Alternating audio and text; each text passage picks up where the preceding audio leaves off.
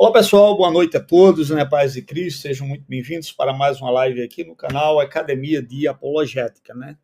Hoje faremos uma live onde analisaremos, né, faremos um react, na verdade uma análise, né, do debate que aconteceu no canal do nosso amigo Jadson Barbosa, e eu vou até pedir permissão a ele para a gente passar o vídeo, né, que rolou no canal dele lá, para a gente fazer uma análise do debate.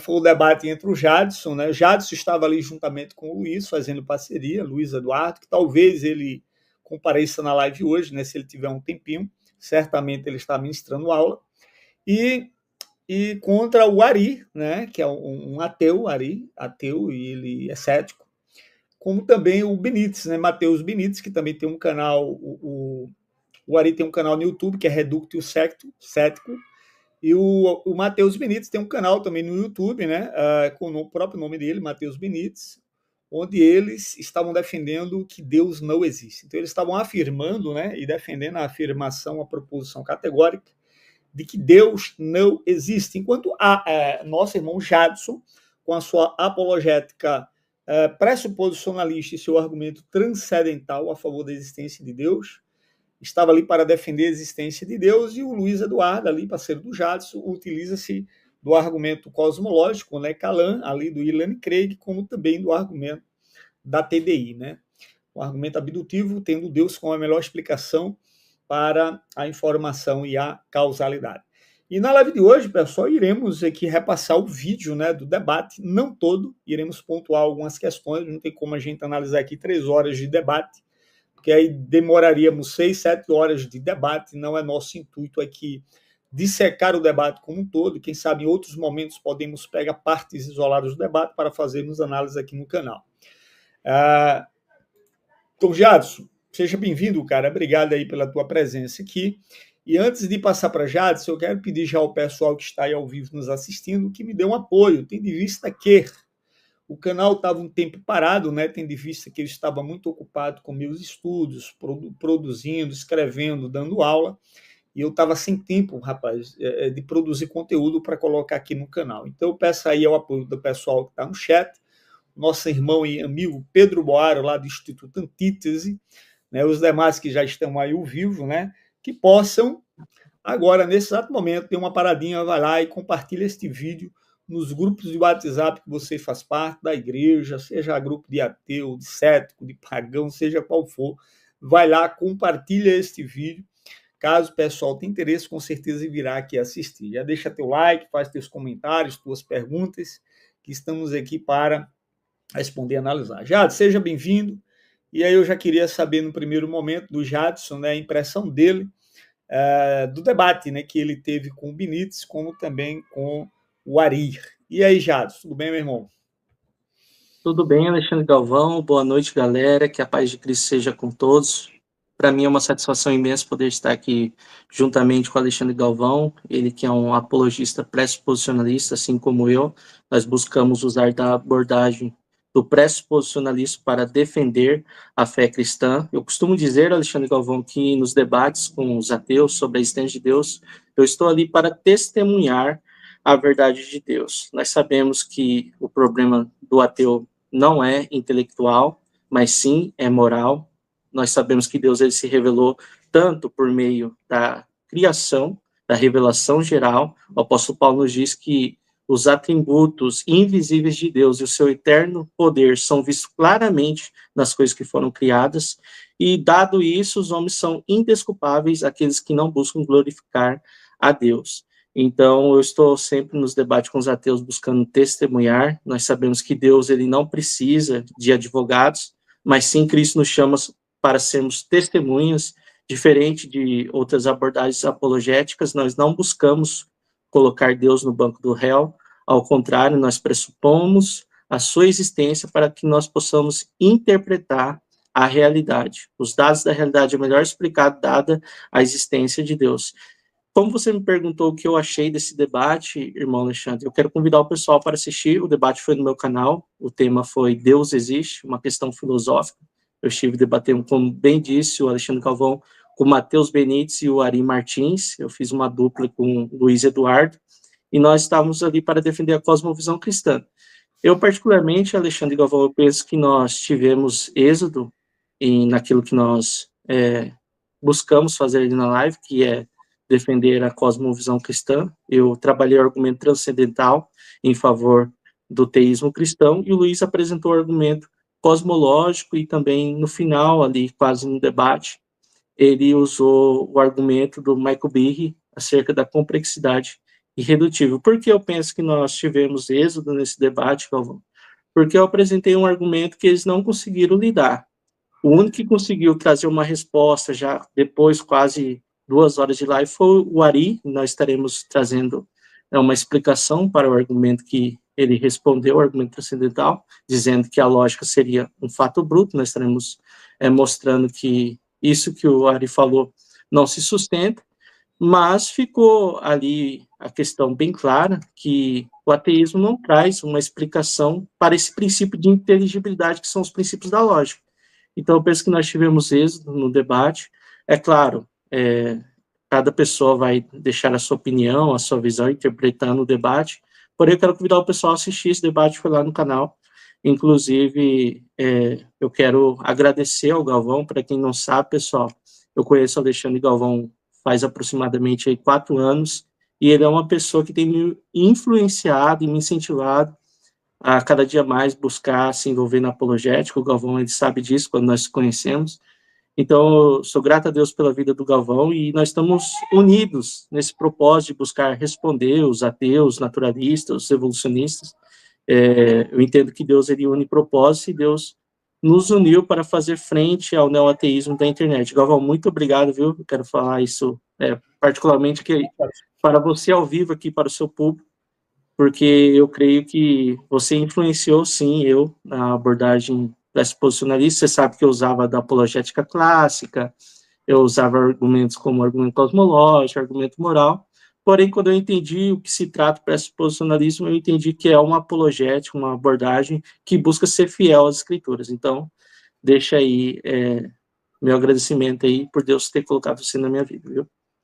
Amém, Jadson, amém, cara. Tamo junto, cara. Fico feliz em saber, né, disso. Eu lembro quando conheci Jadson, há 4 anos atrás, foi assistindo uma live, Jadson debatendo com um ateu. E Jadson, naquele debate com o ateu, de fato, estava utilizando-se de argumentos clássicos como evidencialistas e etc, etc. E aí eu procurei entrar em contato com o Jadson, né?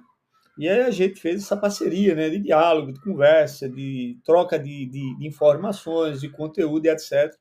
E de 4 anos para cá, Jadson evoluiu tanto que no último debate dele, ele debateu com um doutorando em filosofia. O cara é mestre em filosofia, doutorando em filosofia.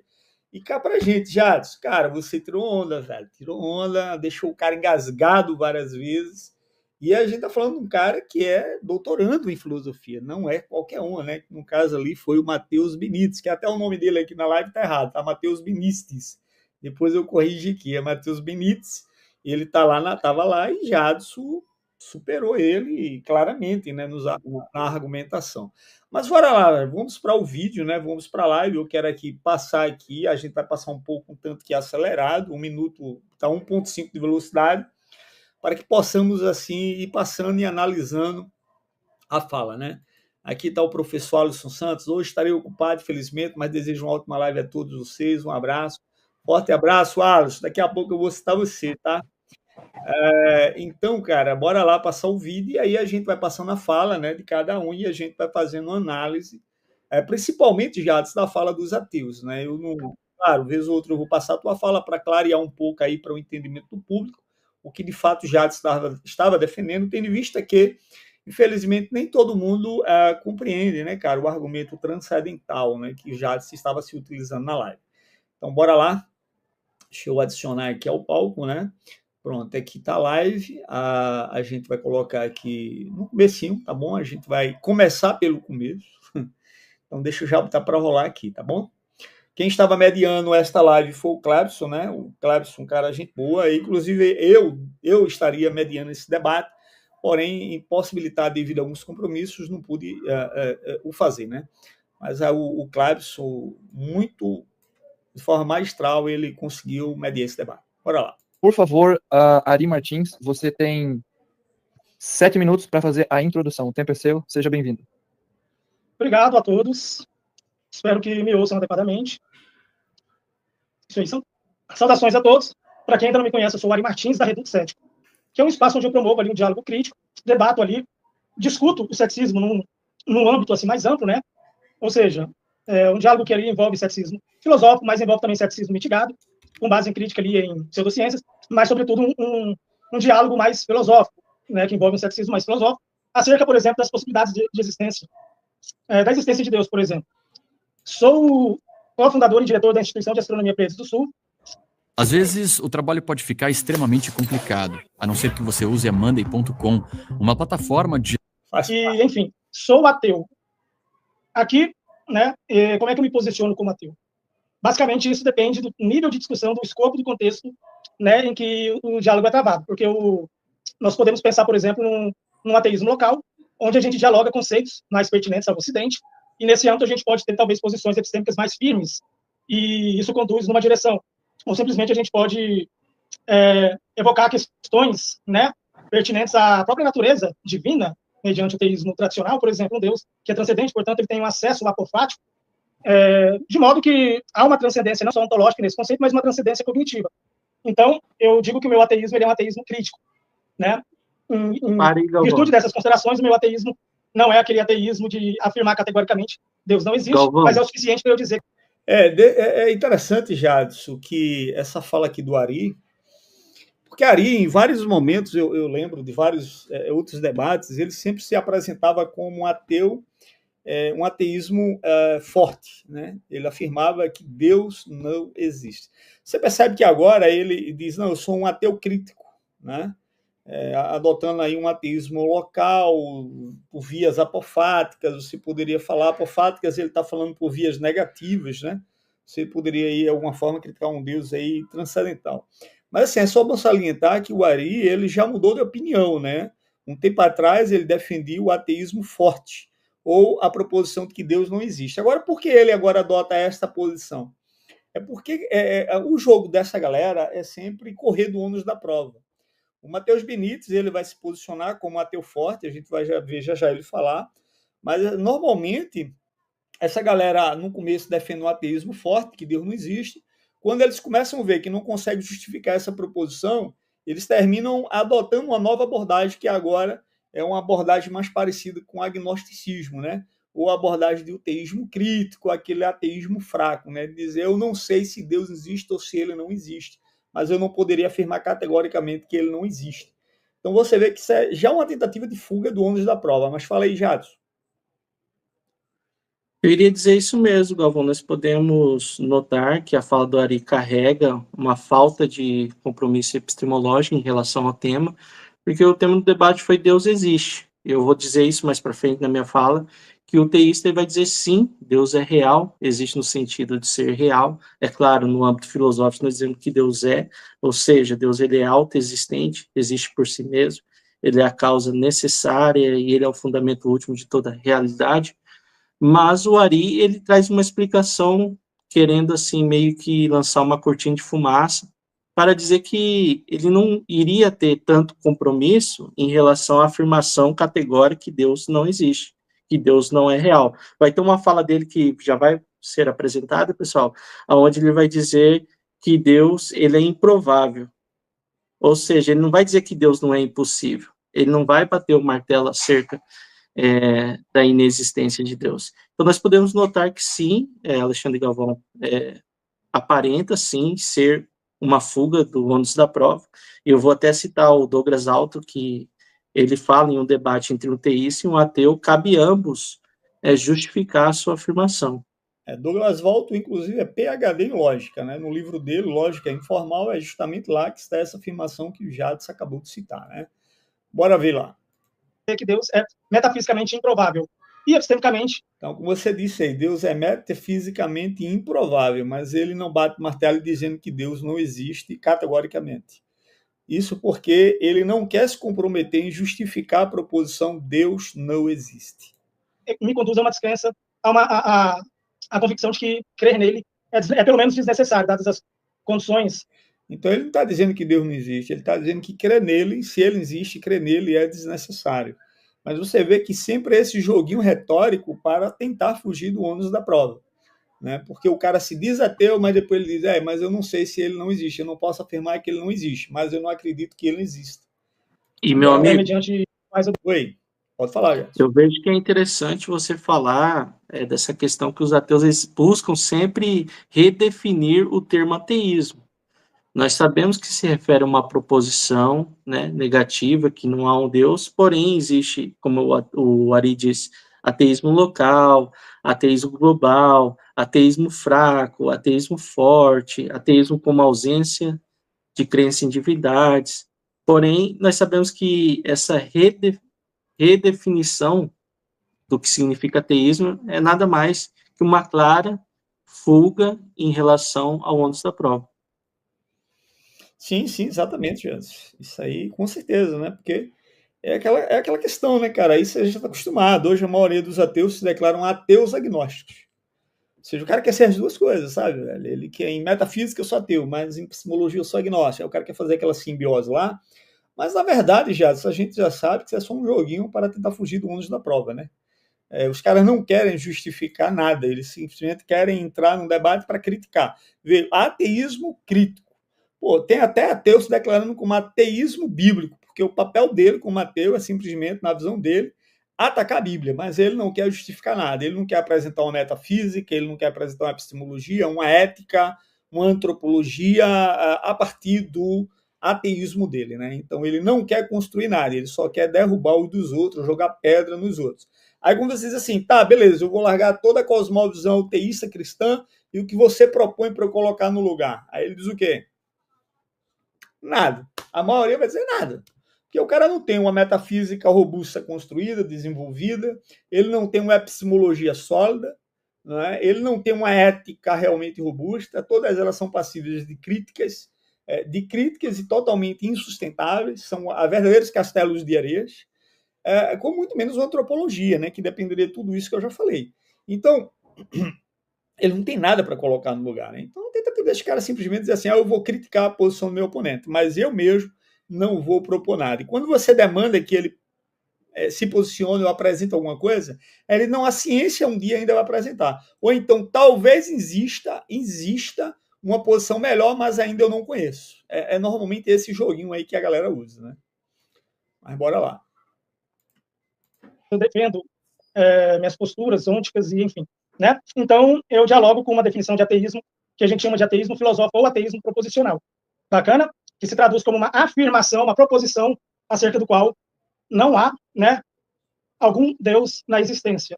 Ou, pelo menos, a negação da afirmativa teísta, porque o teísmo também eles traduzem, em última instância, numa proposição de que há pelo menos um Deus. Então, o ateísmo proposicional, ele nega essa proposição, ou você pode pensar que, correlativamente, ele afirma a proposição que diverge, né? Portanto, ele é simétrico com o estado de arte do teísmo. Por isso que eu acho que é uma definição útil, porque dizer, num tom declarativo, que o ateísmo é uma proposição segundo a qual não há Deus, não cabe Deus na existência, depois a gente discute unicamente o que é existência, ela é mais útil porque ela serve de conclusão para uma construção argumentativa, onde a gente pode comparar argumentos em prol do ateísmo com argumentos teístas. Então, ela é uma definição filosoficamente útil, em contraste à definição psicológica. Oi, Jantos. Esse ponto eu vejo que é importante nós destacar algo que o Ari ele vai dizer que o ateísmo se refere à proposição que não há nenhum Deus. Pessoal, mais para frente vocês verão que eu faço uma pergunta para o Benítez em relação se Deus pode ser real no âmbito metafísico, em relação à realidade. E o Benítez ele vai dizer que sim, Deus pode existir. Porém, ambos estão buscando defender a visão ateísta que não há um Deus na realidade. Então, nós já podemos encontrar, e será mostrado, uma incoerência no sistema de pensamento do Benítez e também do Ari, porque por mais que ele venha se apresentar como ateu, vocês notarão que ele estará em uma postura agnóstica em relação ao tema. Beleza, bora lá. Já, só um detalhe. Eu, assim, às vezes eu tenho até uma crítica ou outra para fazer ao que ele falou naquele momento, mas aí eu prefiro me segurar, porque, assim, se a gente for falar todo detalhe que ele for falar, a gente não vai conseguir terminar a live, né? Mas foi importante aí você salientar esse detalhe, né? Mas bora lá. Que entende ateísmo como ausência de crença em Deus, que, em algum sentido, também é ingênuo, porque a não ser que você já categorize essa ausência de descrença como uma ausência consciente, filosoficamente consciente, qualquer objeto, mesmo inanimado, ele não possui crença em Deus. Então, ela é uma definição não filosoficamente muito útil, até porque crenças não podem ser... Agora, não tem como deixar passar isso aqui, né? Ele está dizendo o seguinte, que quando você define ateísmo como ausência de crença, você está sendo bastante inocente, né? E é uma definição totalmente nonsense, é uma definição fraca, é uma definição inútil, na verdade, é isso que ele está dizendo. Agora, o engraçado, Jadson, é que, se brincar hoje, 90% dos ateus, pelo menos de YouTube, se declaram como ateus por ausência de crença. Então, hoje a gente está vendo um próprio ateu dizendo que esses ateus são riboboca, ou estão usando uma definição errada de ateísmo. Então, aí a galera disse que dentro do ateísmo, às vezes, existe unanimidade, né? Para você ver que há divergência até mesmo entre eles sobre a definição do que é um ateu. Né? Enquanto ele está dizendo que um ateu pode se postular como um ateu crítico, um ateu filosófico, um ateu proposicional, ou seja, aquele cara que diz proposicionalmente que Deus não existe, mas defende que metafisicamente Deus possa existir. Isso é uma contradição óbvia, clara, que o Matheus Benítez vai defender essa merda também mais adiante, e que nós iremos mais adiante fazer uma análise lógica, né, do que ele está dizendo aqui. Mas bora lá. Verificadas como verdadeiras ou falsas. As proposições, em virtude dos quais você acredita em alguma coisa, elas sim podem ser verdadeiras ou falsas. Mas a crença, ou seja, a atitude doxástica psicológica acerca dessa proposição, ela é imune a uma declaração lógica de verdadeiro ou falso. Do ponto de vista ontológico, eu adoto uma ontologia plana, em contraste a uma ontologia hierárquica, tá bom? E, em virtude dessa ontologia plana, eu também dialogo com uma posição de que causalidade e causas de existência são, digamos assim, noções muito, né, incoerentes, digamos assim. Tem uma postura, no âmbito da epistemologia modal, eu tenho uma postura de ceticismo modal mitigado. Bacana? Do ponto de vista do naturalismo, eu adoto o naturalismo com uma base expandida, onde eu não sou obrigado a adotar apenas objetos concretos físicos no escopo dessa consideração naturalista, tá bom? No âmbito da metafísica da persistência, eu adoto a tese da inércia existencial. E, ainda voltando para aspectos da ontologia, eu adoto uma ontologia inflacionada, inflacionista, ou seja, aspectos modais ligados à metafísica, ou seja, possibilidades e necessidades metafísicas, no fim das contas, se colapsam em possibilidades e necessidades também lógicas. Portanto, é uma espécie também de realismo lógico. Não um realismo lógico platônico, mas um realismo que pensa aspectos lógicos vinculados intrinsecamente aos objetos da realidade, mas que isso favorece você visualizar esses objetos lógicos como existentes. Não num reino platônico, mas existentes nesse sentido. Portanto, eu adoto uma espécie de modalidade que colapsa ali, que integra a modalidade metafísica com modalidade lógica. Portanto, quando eu digo que algo é metafisicamente possível, é provável que eu esteja dizendo que também é logicamente possível. Bacana? Então, dito de maneira bastante panorâmica, essas são algumas considerações preliminares, e eu encerro aqui também pelo fecho aqui do tempo aqui que já se esgota. Obrigado. Já assim, não tem como a gente tratar de tudo que ele apresenta nessa fala como ele defendendo, né? Por exemplo, a questão da inércia existencial, a questão da ontologia inflacionária. A gente não vai abordar detalhadamente essas questões, porque eu acho que ele na verdade, apresenta a composição dele, mas ele não desenvolve isso no decorrer da live. Então, acho que talvez não seja relevante a gente fazer isso. Eu acho que é mais interessante a gente pegar aqueles pontos que ele fala, que ele utiliza no decorrer da live para o debate aqui, né? No caso, por exemplo, o argumento da inércia existencial, eu debatendo com o Rabelo, eu mostrei a incoerência desse argumento, né? A partir, inclusive, da visão do Tomás de Aquino, né? Voltando aqui para o que ele disse defende a ontologia plana. Mais adiante, parece-me que ele vai voltar para essa questão, mas, cara, a gente poderia fazer uma live toda só respondendo esse problema da ontologia plana, né? Para quem não sabe, a ontologia plana, quando ele está falando de ontologia plana, ele está dizendo que, ele está defendendo que em uma estrutura em que todos os entes, ou todas as categorias são tratados como estando dentro de um mesmo nível ontológico, né? E por ontologia entenda a natureza, ou seja, todos os entes da realidade, independente da sua natureza, ele está dentro de um nível ontológico de essência, de identidade igual, isso tanto no âmbito hierárquico, de dependência, ou de relação, ou fundamentação.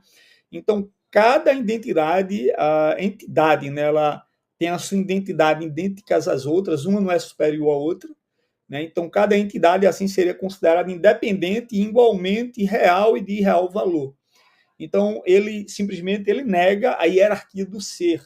e ele estabelece uma ontologia plana, onde tudo tem um valor de essência idêntico. Cara, isso aí que ele está defendendo, ele, inclusive, é uma crítica, talvez, é um posicionamento contrário à metafísica atomista, né? De Aquino até aristotélica, né? A metafísica aristotélica.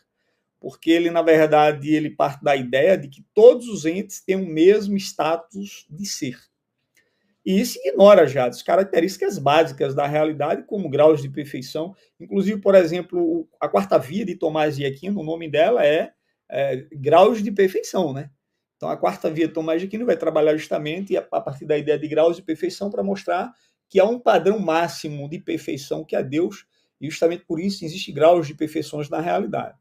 Então, ele vai negar essa questão de graus de perfeição, de alguma forma ele está ignorando a complexidade e dependência relacional entre os entes, né, dentro da realidade.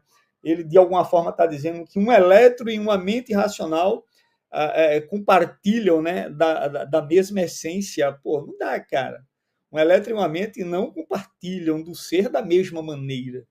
Né? Tomás de Aquino ele vai dizer que o ser ele é participado do modo diverso pelos entes. Então, cada ente ele participa do ser de modo diverso. Né? Ou seja, uma estrutura vertical, né, do ser, onde Deus ele é o ser por essência e todos os demais entes são seres por participação no ser divino. Então, o Ari, quando ele postula ontologia plana, na verdade ele está se posicionando, tentando, né, se posicionar contra a metafísica clássica lá de Aristóteles / Tomás de Aquino, né? No entanto, cara, ele colapsa em distinções ontológicas claras, evidentes, relevantes, escancaradas, cara, na nossa cara. Né? Então, cara, uma estrutura plana, né, trata de conceitos como eventos, pessoas, números, no mesmo nível, cara, o que ignora as diferenças fundamentais, né, entre as categorias ontológicas. Substância é uma coisa, acidente é outra coisa, a relação entre substâncias é outra coisa, mas ele coloca tudo dentro do mesmo pacote. Aristóteles, por exemplo, no livro dele Categorias, ele vai distinguir justamente tipos fundamentais de ser. E ele vai falar de substância, qualidade, quantidade. E isso é uma crítica, cara, direta a essa homogeneização, né, da ontologia plana que é defendida pelo Ari. Então, o Ari está desconsiderando, inclusive, também relações de dependência. Né? Pô, na realidade, a gente vê que muitos entes existem apenas em virtude de outros. Por exemplo, um sorriso. Cada um sorriso, né? Um sorriso falso aqui. O meu sorriso depende de quê? Depende do meu rosto. Então, a ontologia plana que o Ari defende ignora, cara, essa dependência ontológica do sorriso para com o meu rosto, né? Tratando como se todos entes, um sorriso seria um ente, o meu rosto seria outro ente, e Ari está me dizendo que todos os entes eles são independentes de outros entes ontologicamente. Ora, mas o meu sorriso depende do meu rosto, então meu sorriso ele é ontologicamente dependente do meu rosto. Então, cara, então Ari, quando dizendo que ele define uma ontologia plana, ele está dizendo que cada ente ele é autossuficiente em si mesmo. Coisa que é nitidamente falsa, cara. O próprio Heidegger, né, Martin Heidegger, que ele vai dizer que ser não é apenas presença, né, e sim há modos de ser. Então, a ontologia plana achata esses modos e ignora o ser enquanto ser. Né? Então, cara, eu poderia aqui passar horas falando só sobre isso e mostrando, citando vários pensadores, o Jonas Schiff, o Lu, o Robert Canos, Alex Proust, né, o David Oderberg, todos eles criticando essa ontologia plana, né? Isso a partir de ontologia de 4 categorias, o monismo estrutural, né, a dependência ontológica vertical, essencialismo realista estrutural ontológica, tudo isso que é o essencialismo real, né? Tudo isso, cara, todas essas teorias, na verdade, é um trabalho de desconstrução dessa ideia que Ari está apresentando. Agora, sim, ele apresenta apenas, né? Ele não justifica.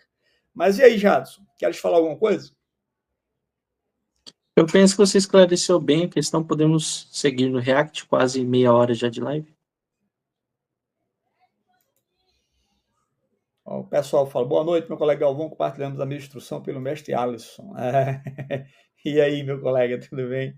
Então, pessoal, só aproveitando aqui a audiência, eu queria pedir encarecidamente aos senhores que compartilhe essa live, né? Que compartilhasse essa live. Tem visto que o canal estava parado aí por um tempo, né? Estamos voltando agora. Pretendemos estar mais firme aqui, né? Tá aqui o apologeta Diego Fernandes. Boa noite, senhores. Boa noite, Diego. Diego Fernandes é aquele da Academia de Apologética lá, que a gente estava brigando hoje. Sim. É ele? Pronto, o Diego hoje passou, ontem e hoje, desde ontem que a gente está brigando, né? Lá na live da gente, agora brigando assim, uma briga santa, né? Discutindo ideias e discutindo, né, os nossos pontos, cada um defendendo o seu, né? Aí você vê, né, já 30 minutos de live, a gente só ouviu 5 minutos de Ari falando. Mas aí a gente já pontuou essa questão, né? Eu acho que a gente pode ir adiante aqui. Quem agora quer falar? Agora é o Luiz. Obrigado. Vamos ouvir Luiz Eduardo. Por favor, Luiz Eduardo, você tem 7 minutos. Joia, muito boa noite a todos vocês que nos ouvem. Para mim é um prazer estar mais uma vez aqui no canal debatendo, algo que eu já faço há algum tempo junto aqui com o Jadson e outros colegas da internet. Quem sou eu, né? Para quem não me conhece, sou o Luiz Eduardo. Por formação, tenho tanta formação na área da teologia, sou professor de hebraico e de outras disciplinas. Também sou formado na área de TI, né, tecnologia da informação, tenho PMP e algumas outras certificações, atuo na área já há um bom tempo também. E, assim, como uma cereja do bolo, uma coisa que me apetece muito, e eu tenho me envolvido também nessas discussões, a própria TDI. Sou parte da primeira turma da TDI aqui no Brasil, fechando agora a nossa turma.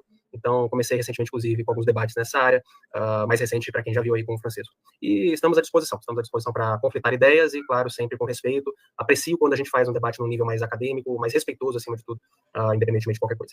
E aí, vamos a algumas questões. Hoje, eu pretendo demonstrar algumas coisas essenciais quando a gente entra nesse conflito de ideias sobre a existência de Deus. Uma das primeiras coisas que eu destacaria é a questão dos espantalhos e outras falácias retóricas, não estou dizendo que meus oponentes utilizarão, mas que eu vejo são muito comuns. Comumente nós encontramos alguns argumentos que, por exemplo, do caso do espantalho, nós nem mesmo utilizamos dentro do teísmo de forma geral e acabam sendo utilizados como uma forma de tentar desvanecer a visão correta da nossa defesa sobre a existência de Deus. Por exemplo, a questão do naturalismo metodológico, né? Nós não dizemos que o naturalismo metodológico é ruim, inclusive a própria TDI, ela se vale de uma ciência histórica com método abdutivo, e nós fazemos esse tipo de abordagem, sim, científica, embora muitos aí, por preconceitos e por coisas aí que são mais explicadas sociologicamente do que cientificamente, infelizmente, alguns acabam entrando por uma linha de tentar negar a proposta da TDI como uma proposta séria.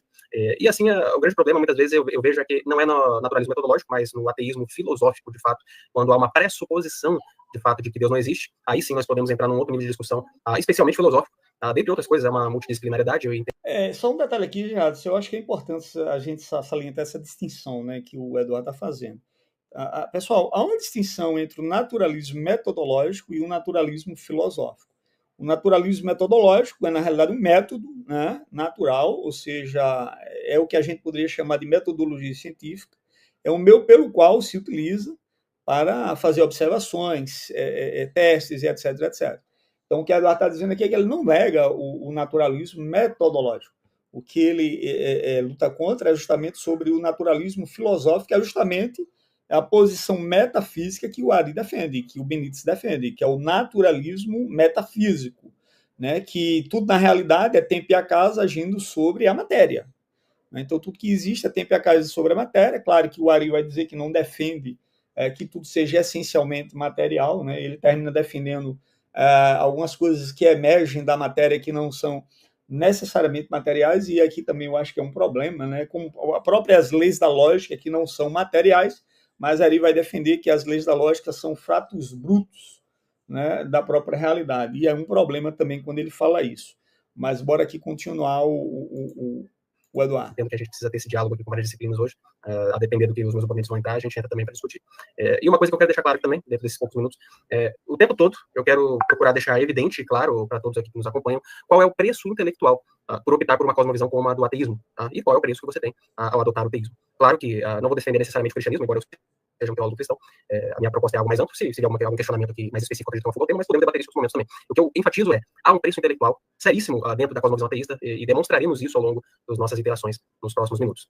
Por fim, eu pretendo trazer reavivar, né, reviver alguns momentos aqui importantes de outros debatedores, muito antes de mim, né, a gente sabe que tem muita gente acadêmica, infelizmente, alguns a gente só acha em inglês, né, então quem às vezes não tem a língua inglesa acaba não consumindo alguns melhores materiais sobre certos assuntos, mas vou trazer algumas coisas aqui para a galera e espero que nós possamos desfrutar disso da melhor maneira. Por exemplo, a questão do argumento Kalam, né, o argumento Kalam, feito ali por Al-Ghazali, lá da Pérsia, atual Irã, e o contexto lá da filosofia grega, as raízes estão lá, embora não foi ele que criou esse movimento atual aqui do Kalam, Alguns outros precursores, só para vocês saberem, né? Para quem não conhece o argumento Kalan, quero deixar aí para a galera conhecer. É muito famoso, mas infelizmente eu vejo muita gente ainda não conhece. O professor Turt Haggart, que também é responsável por aquela obra do Resurrection of the Beast, ele fala sobre uma série infinita de eventos passados e outras questões que estão correlatas com isso. E o William Lane Craig, claro, né? Ele que é o proponente aí do Kalan recentemente, ele traz na tese de doutorado, ele fala sobre isso nos livros dele, o argumento cosmológico específico do Kalan, que inclusive tem uma ligação com a orientação, né, de um doutorado ali do John Hick, filósofo britânico. O Dr. William Lane Craig ele aprofundou esses argumentos que vinham lá do Al-Ghazali, então, esse filósofo da época medieval, e trouxe de volta esse argumento chamando de argumento cosmológico Kalan, que é um termo árabe para a teologia medieval, e ele se sintetiza em apenas 3 coisas. Tudo o que começa a existir tem uma causa. 2, o universo começou a existir. 3, o universo tem uma causa. Se isso aqui está correto, se esse silogismo está correto, então temos todas as evidências para a melhor inferência, porque aqui nós estamos discutindo a melhor inferência, claro, a melhor inferência que é Deus. Em que sentido? A origem para o universo, né? Para o tempo, espaço, matéria. Então, uma origem atemporal, não espacial, toda poderosa, inclusive que teria que ser pessoal, porque teria que sair de um estado de nulidade para algo existente. Portanto, para sair de um estado de nulidade para algo existente, você precisa de uma coisa que só uma pessoa pode tomar, que é uma decisão. Quanto à questão do tempo, nós também falaremos sobre isso, porque a filosofia do tempo acho que é uma das matérias mais interessantes para a gente tratar, que eu vejo que pouca gente assim se aprofundou, e tem implicações seríssimas para o ateísmo, eu quero também demonstrar isso hoje. E, mais uma vez, isso aqui para mim é um prazer, principalmente porque, crendo em Deus, eu sei que a aposta de Pascal, embora não quero ser pragmático, para mim ela tem todo o valor. Então, no caso do ateu, se ele provar que Deus não existe, ok, né? Mas se eu provar que Deus existe, né, provar, é claro, a melhor inferência, não estou usando aqui termos científicos, mas a melhor inferência, de fato, seja por qualquer cosmovisão, por N fatores e disciplinas, então há algo essencial na vida. Inclusive, a vida tem sentido, propósito e valor. Falaremos sobre isso também ao longo desse debate. Obrigado. Só observação que eu quero fazer aqui na fala do Eduardo. Eduardo já está aqui com a gente. Seja bem-vindo, professor. Deixa eu só fazer um comentário aqui, né? Porque Eduardo falou assim: se eu provar que Deus existe, né? Ou se o ateu provar que Deus não existe. Na verdade, pessoal, esse tipo de debate, né? Na verdade, o que aconteceu, a palavra provar aqui, você não tome ela como prova, assim como um cientista se utiliza, né? Eu tenho que provar que determinada teoria é verdadeira, é falsa, etc, etc. E o próprio Eduardo depois, ele antes, né? Ele já fala ali que é um argumento, ele vai trabalhar dentro um argumento abdutivo, ou seja, a inferência para a melhor explicação. Então, o confronto aqui é de cosmovisão, enquanto um é ateu, o outro é teísta, né, e ambos estão aí para defender que a sua posição é muito mais razoável do que a posição do seu oponente. Né? E vai ficar evidente no decorrer do debate quem realmente está defendendo uma posição que é muito mais nitidamente razoável do que o outro. Né? Então, o Eduardo vai se engajar nesse debate para desenvolver, né, tanto o argumento Kalan, né, o cosmológico Kalan, que é desenvolvido pelo Al-Ghazali, como também reproduzido, né, e defendido, né, magistralmente pelo Dr. William Lane Craig, né, como também ele vai se engajar para trabalhar com o argumento da TDI, aí, né, com a galera do Mark Birn, com o Steve Mayer, com a galera aí do William Dembski, e ele é estudante dessa linha aí, né. Mas aí o Luiz já está aqui com a gente, cara. Deixa eu passar a bola aí para Luiz. E aí, Luiz, seja bem-vindo, cara. Eu queria saber aí tua opinião, assim como perguntei com o Jadson, qual o teu parecer aí desse debate, cara? Opa, boa noite, Galvão, Jadson, a todos vocês aí. Vim só dar um alô mesmo, rapidinho, tô aqui na minha correria, avisei o Jadson. Mas é isso aí, quero deixar as minhas impressões e, como eu comentei com o Jadson, acho que foi um excelente debate. Primeiro que o pessoal foi respeitoso e eu aprecio quando isso acontece, eu faço questão de reenfatizar, porque a gente sabe, né, de outras pessoas aí que às vezes têm uma postura lamentável, e é muito bom quando o debate corre nessa linha. Mas achei um debate muito tranquilo. Os argumentos já muito grandes, parte dele já era esperado, poucas coisas ali diferentes. E uma das coisas que eu não esperava, inclusive, confesso, Galvão, é o seguinte: justamente o nível raso de alguns argumentos.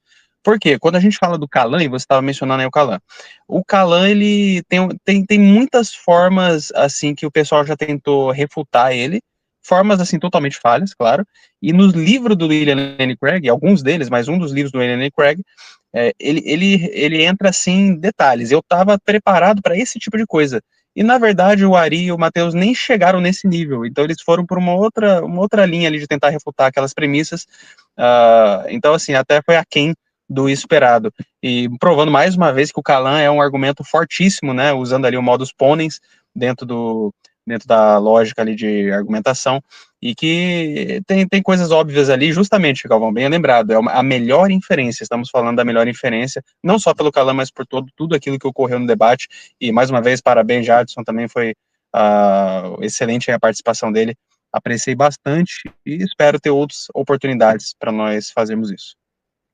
Cara, só aqui, deixa eu fazer um parecer aqui, que você vai ter que sair, né, não vai ficar muito tempo. Cara, eu assisti, não assisti todo o debate ainda, por incrível que pareça, não tive tempo de assistir ao vivo, estava ocupado, aí esse final de semana correria. Aí ontem eu ainda assisti 2 horas de debate, mas depois eu comecei a ver que estava rodando em cima dos mesmos assuntos. Então, assim, muita coisa eu vi que vocês já tinham respondido e a galera ficava insistindo nas mesmas questões. Não é? Então, assim, cara, eu quero também parabenizar, né, tanto o Jadson, eu acho que Jadson foi magistral, eu até disse a ele aqui. Pô, quando eu conheci Jadson há 4 anos atrás, Jadson estava quebrando cabeça, debatendo com um ateuzinho qualquer aí, e agora, pô, Jadson vai debater com um doutor, o cara tem doutorado aí em filosofia, Jadson tira onda com a cara do cara, velho. Pô, parabéns. Cara, o professor Eduardo aí dispensa comentários. Eu estava até dizendo hoje ao colega, a turma estava falando na live, não, Galvão, tu e Jadson. Eu disse, cara, Massa é um cara que pensa diferente da gente, porque, por exemplo, eu trabalho com uma linha muito parecida com a de Jadson, o pressuposicionalismo. Então, cara, é bom um cara que vem em outra linha. O professor Eduardo, ele é professor de hebraico, cara. Tem que ter um cara aí que é bom em Bíblia, principalmente porque muitas vezes, por exemplo, tem ateus que às vezes querem levantar argumentos, Eduardo, baseado nesses supostos textos perversos do Antigo Testamento. Os caras pegam o texto, distorcem, tiram de contexto, e às vezes é bom um cara da área de exegese, aquele cara da área de linguista, dali, tanto do hebraico quanto do grego, para estar presente no debate também. Não é? Então, acho que tem que ter aquele cara que tem um argumento de linha mais filosófica, mas também tem que ter aquele cara que tem uma linguagem, às vezes, mais científica, mais exegética, mais linguística, porque ali um vai dar um suporte ao outro nesse tipo de debate. Então, cara, parabéns aí, não só pelo debate, como o trabalho. Eu tenho assistido vários vídeos, participações suas, inclusive lá no Arena Apologética, eu tenho assistido, né, alguns vídeos que você participou lá, até às vezes faço um comentário ou outro. Então aí, cara, parabéns pelo teu trabalho, o debate realmente foi muito bom, cara, foi muito bom. Vocês pegaram, talvez, na minha percepção, cara, preciso sair aqui, já vou emergência aqui, tá? Tem que sair lá, valeu, um abraço. Vai lá, Luiz. Um abraço, Luiz.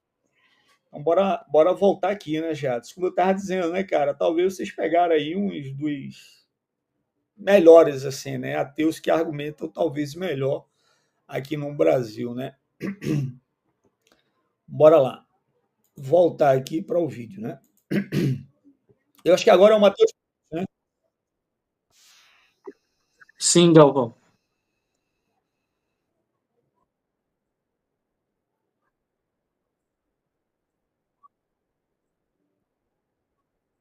De filosofia e de ateísmo, sobretudo com temas da filosofia da religião. Lancei recentemente esse livro aqui, Porque Não Creio, Ateísmo Justificado.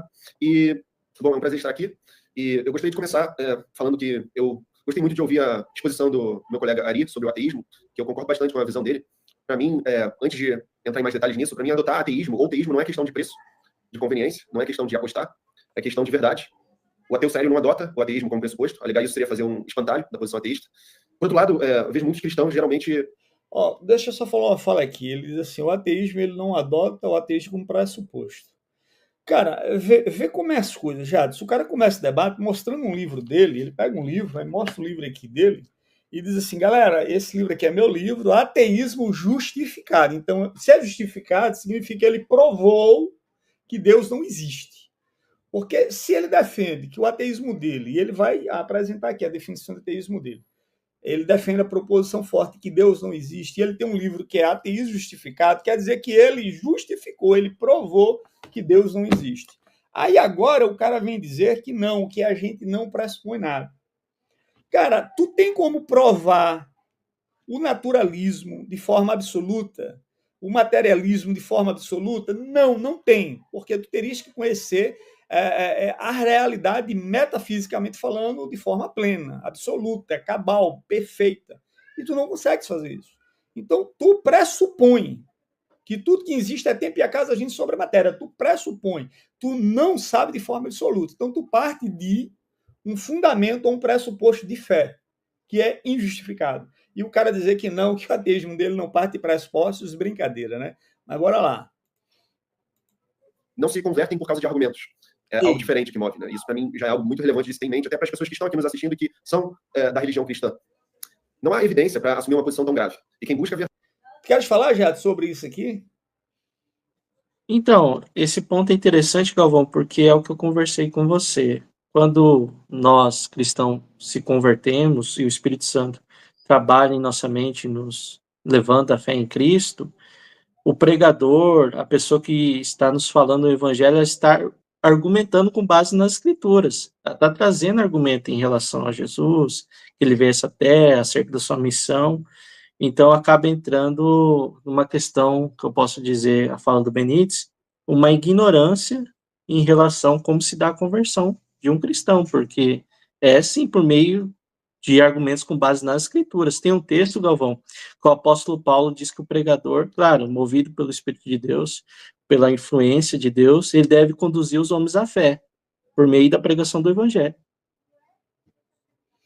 Cara, e outra, né, Jadson?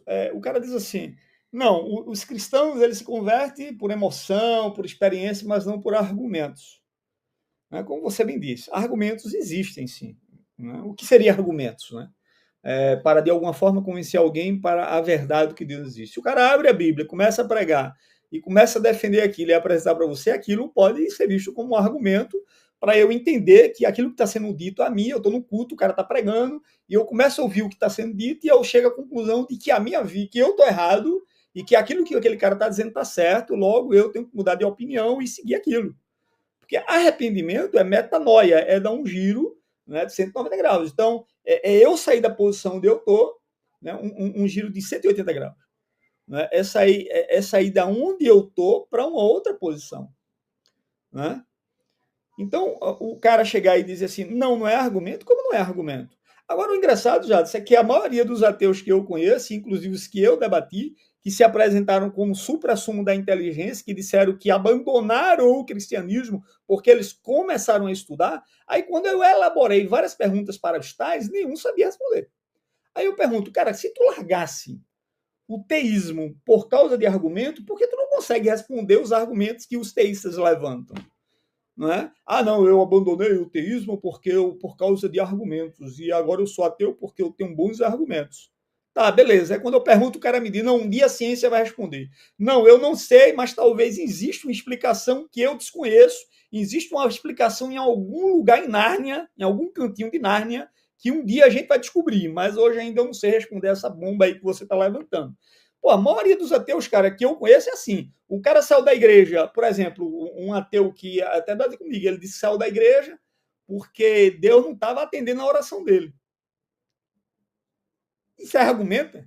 O outro saiu porque o pastor é ladrão. O outro saiu porque estava enganando ele. O outro, uma irmã, eu vi aqui, ela era crente, saiu e virou ateia. Uma vez até debati com ela aqui no canal do Ateia em Brasil.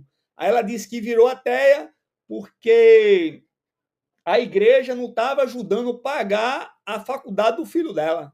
Aí virou ateia. Isso é argumento para virar ateu? Aí, meu irmão, quando essa galera vem para um debate, passa vergonha, velho. Aí, não, eu me tornei ateu por causa de argumento. Pô, Benítez, você tá falando merda, cara. Falando besteira aqui, cara. Pô. Ó, Jadson, cara, eu te digo, velho, tu é um cara que devia receber um prêmio Nobel, irmão, por causa dessa live. Porque tu tem uma paciência de Jó, irmão. Eu ouvi uma merda dessa, eu disse, ô, Benítez, tu conhece todos os ateus da face da Terra? Não. E como é que tu sabe que vocês se tornam ateu por causa de argumentação? Não a maioria, mas para tu dizer que é a maioria, tu teria que conhecer todo mundo, para tu saber que é a maioria. Então, isso é argumento, cara, de generalização apressada. Isso é falácia. Isso é falácia da generalização apressada. Agora você vê, um cara que é mestre em filosofia, doutorando em filosofia, dizer uma merda dessa.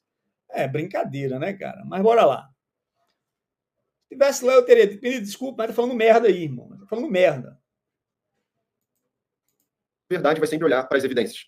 Eu não penso que, como o Ari defendeu, a minha maneira de conceber o ateísmo é que não há como tanto o ateu ou o teísta afirmar que sabe que Deus existe ou que Deus não existe. Mas para mim o ateu é aquele que afirma a proposição de que ele não existe. Porque é mais plausível que ele não existe, dadas as evidências. Ele diz que não tem como o teísta e o ateu saber que Deus existe. Porém, nós podemos notar que aí é um erro de raciocínio da parte do Benítez, porque ele está compartilhando a ignorância dele. Porque o teísta, ele sabe que Deus existe. Nós temos certeza epistemológica acerca da existência de Deus. E por isso nós somos cristãos. Então, quando ele fala que o teísta não sabe, que teísta ele se refere? Porque eu, como pressuposicionalista, eu sei que você também, nós sabemos que Deus é real.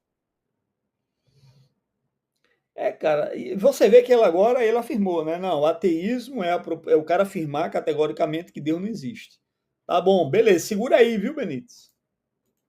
de me referir ao livro do Graham Oppy, Atheism the Basics, em que ele destaca 4 posições diferentes: a inocência, o agnosticismo, o teísmo e o ateísmo, do qual, como disse o Ari, seria muito ingênuo colocar como ateu qualquer pessoa que falhe em acreditar em Deus, né? Porque o agnóstico ou o inocente, uma criança recém-nascida, também falha em acreditar em Deus. Uma pessoa com Alzheimer falha em acreditar em Deus porque não consegue isso, né? Então, não tem sentido a gente ficar com essa posição que a Yuris também é chamada de ateísmo fraco, né? Então, para mim, o ateísmo é tão somente afirmar a proposição de... O que ele está dizendo é o seguinte, pessoal, o que ele está dizendo é que esta definição de ateísmo é ausência de crença, pô, então quer dizer que uma criança que acabou de nascer, que também não tem crença, ela é ateia. Uma pedra é ateia, né? O pombo que posa aqui em cima de casa também é ateu, porque o pombo não tem crença. Então, brincadeira. Então, essa definição de ateísmo é uma piada. E o Benítez está certo nessa posição, né? Então, ele vai definir ateísmo. Aí eu vejo coragem da parte dele. Ele diz: ateísmo é, de fato, a afirmação categórica de que Deus não existe. A questão é: tu justifica essa parada, Benítez? Tu se garante? De que não existem divindades. Isso não é o mesmo que saber ou não saber que não existem divindades.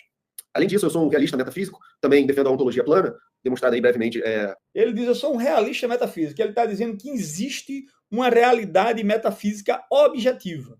Ele não está dizendo que consegue acessá-la, mas ele está dizendo que ela existe. Mencionada aí brevemente pelo Ari, uma ontologia orientada aos objetos. Eu não vejo o ser, a existência, como uma questão piramidal, uma hierarquia, né, entre diferentes entes. Eu acho que ele está dizendo que defende também a ontologia plana. Está tudo no mesmo nível. Flerto com o realismo especulativo do Harman, gosto também do naturalismo moral. E já que estamos aqui falando de um tema tão... Ele defende naturalismo moral. O Alvin Plantinga esmagou o naturalismo moral. Amplo, né? Eu acho que convém perguntar de que Deus estamos falando. É claro que estamos falando do Deus cristão, que é um Deus muito específico, entre os quais eu considero ser muito menos plausível do que outros, como, por exemplo, o Deus deísta, que seria um Deus ou Deus de Spinoza, um Deus que se confunde com a própria imanência. Porque, bem, o cristianismo traz um monte de afirmações graves sobre a natureza da realidade, especialmente com a sua doutrina trinitária, com a sua doutrina da encarnação, que são extremamente implausíveis, e o nível de evidência que nós temos para isso... Ele diz que essas doutrinas, Jadson, da trindade e da encarnação, são implausíveis. Mas implausíveis segundo quem, Benítez? Segundo a tua capacidade de raciocínio, cara, que é limitada pra caramba, velho. Sabe? Aí, segundo o Benítez, são implausíveis. Mas segundo qual padrão, irmão? É implausível, irmão? Pô, brincadeira, né? É inexistente para afirmar declarações tão graves. Então, um dos dois principais argumentos que eu gostaria de colocar na mesa é o argumento que vai partir justamente da pluralidade de religiões e da existência de diferentes crenças geograficamente distribuídas e de não crentes não resistentes, que é o problema do... Esse ponto aí dá para parar, Galvão. Ele não trabalhou muito bem a questão da pluralidade de religiões, mas entra aquela questão que nós já conversamos muitas das vezes, não é porque existem muitas notas falsas que não há uma verdadeira.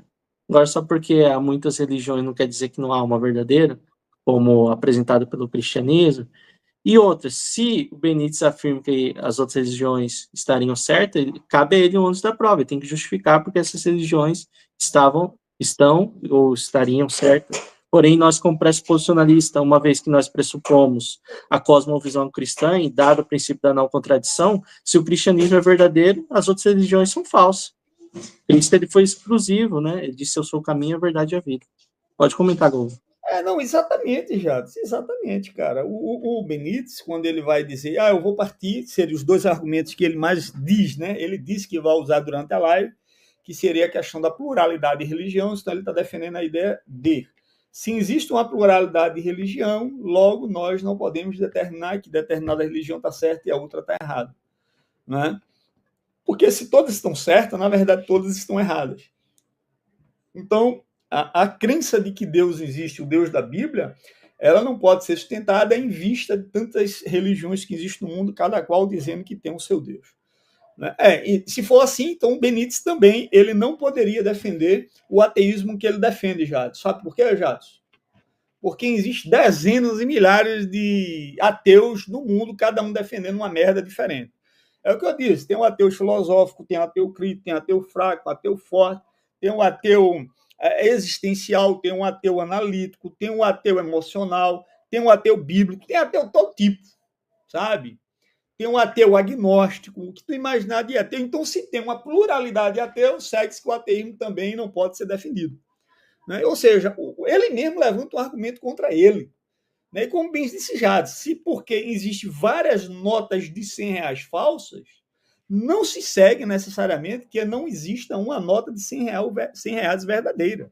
Então, o argumento dele, cara, é muito fraco, cara. Não, Jades, sinceramente, eu esperava mais do Matheus Benítez. Eu já sabia que ele vinha com essas anedotas para esse debate, porque eu assisti, né, integralmente o debate dele com o professor Felipe.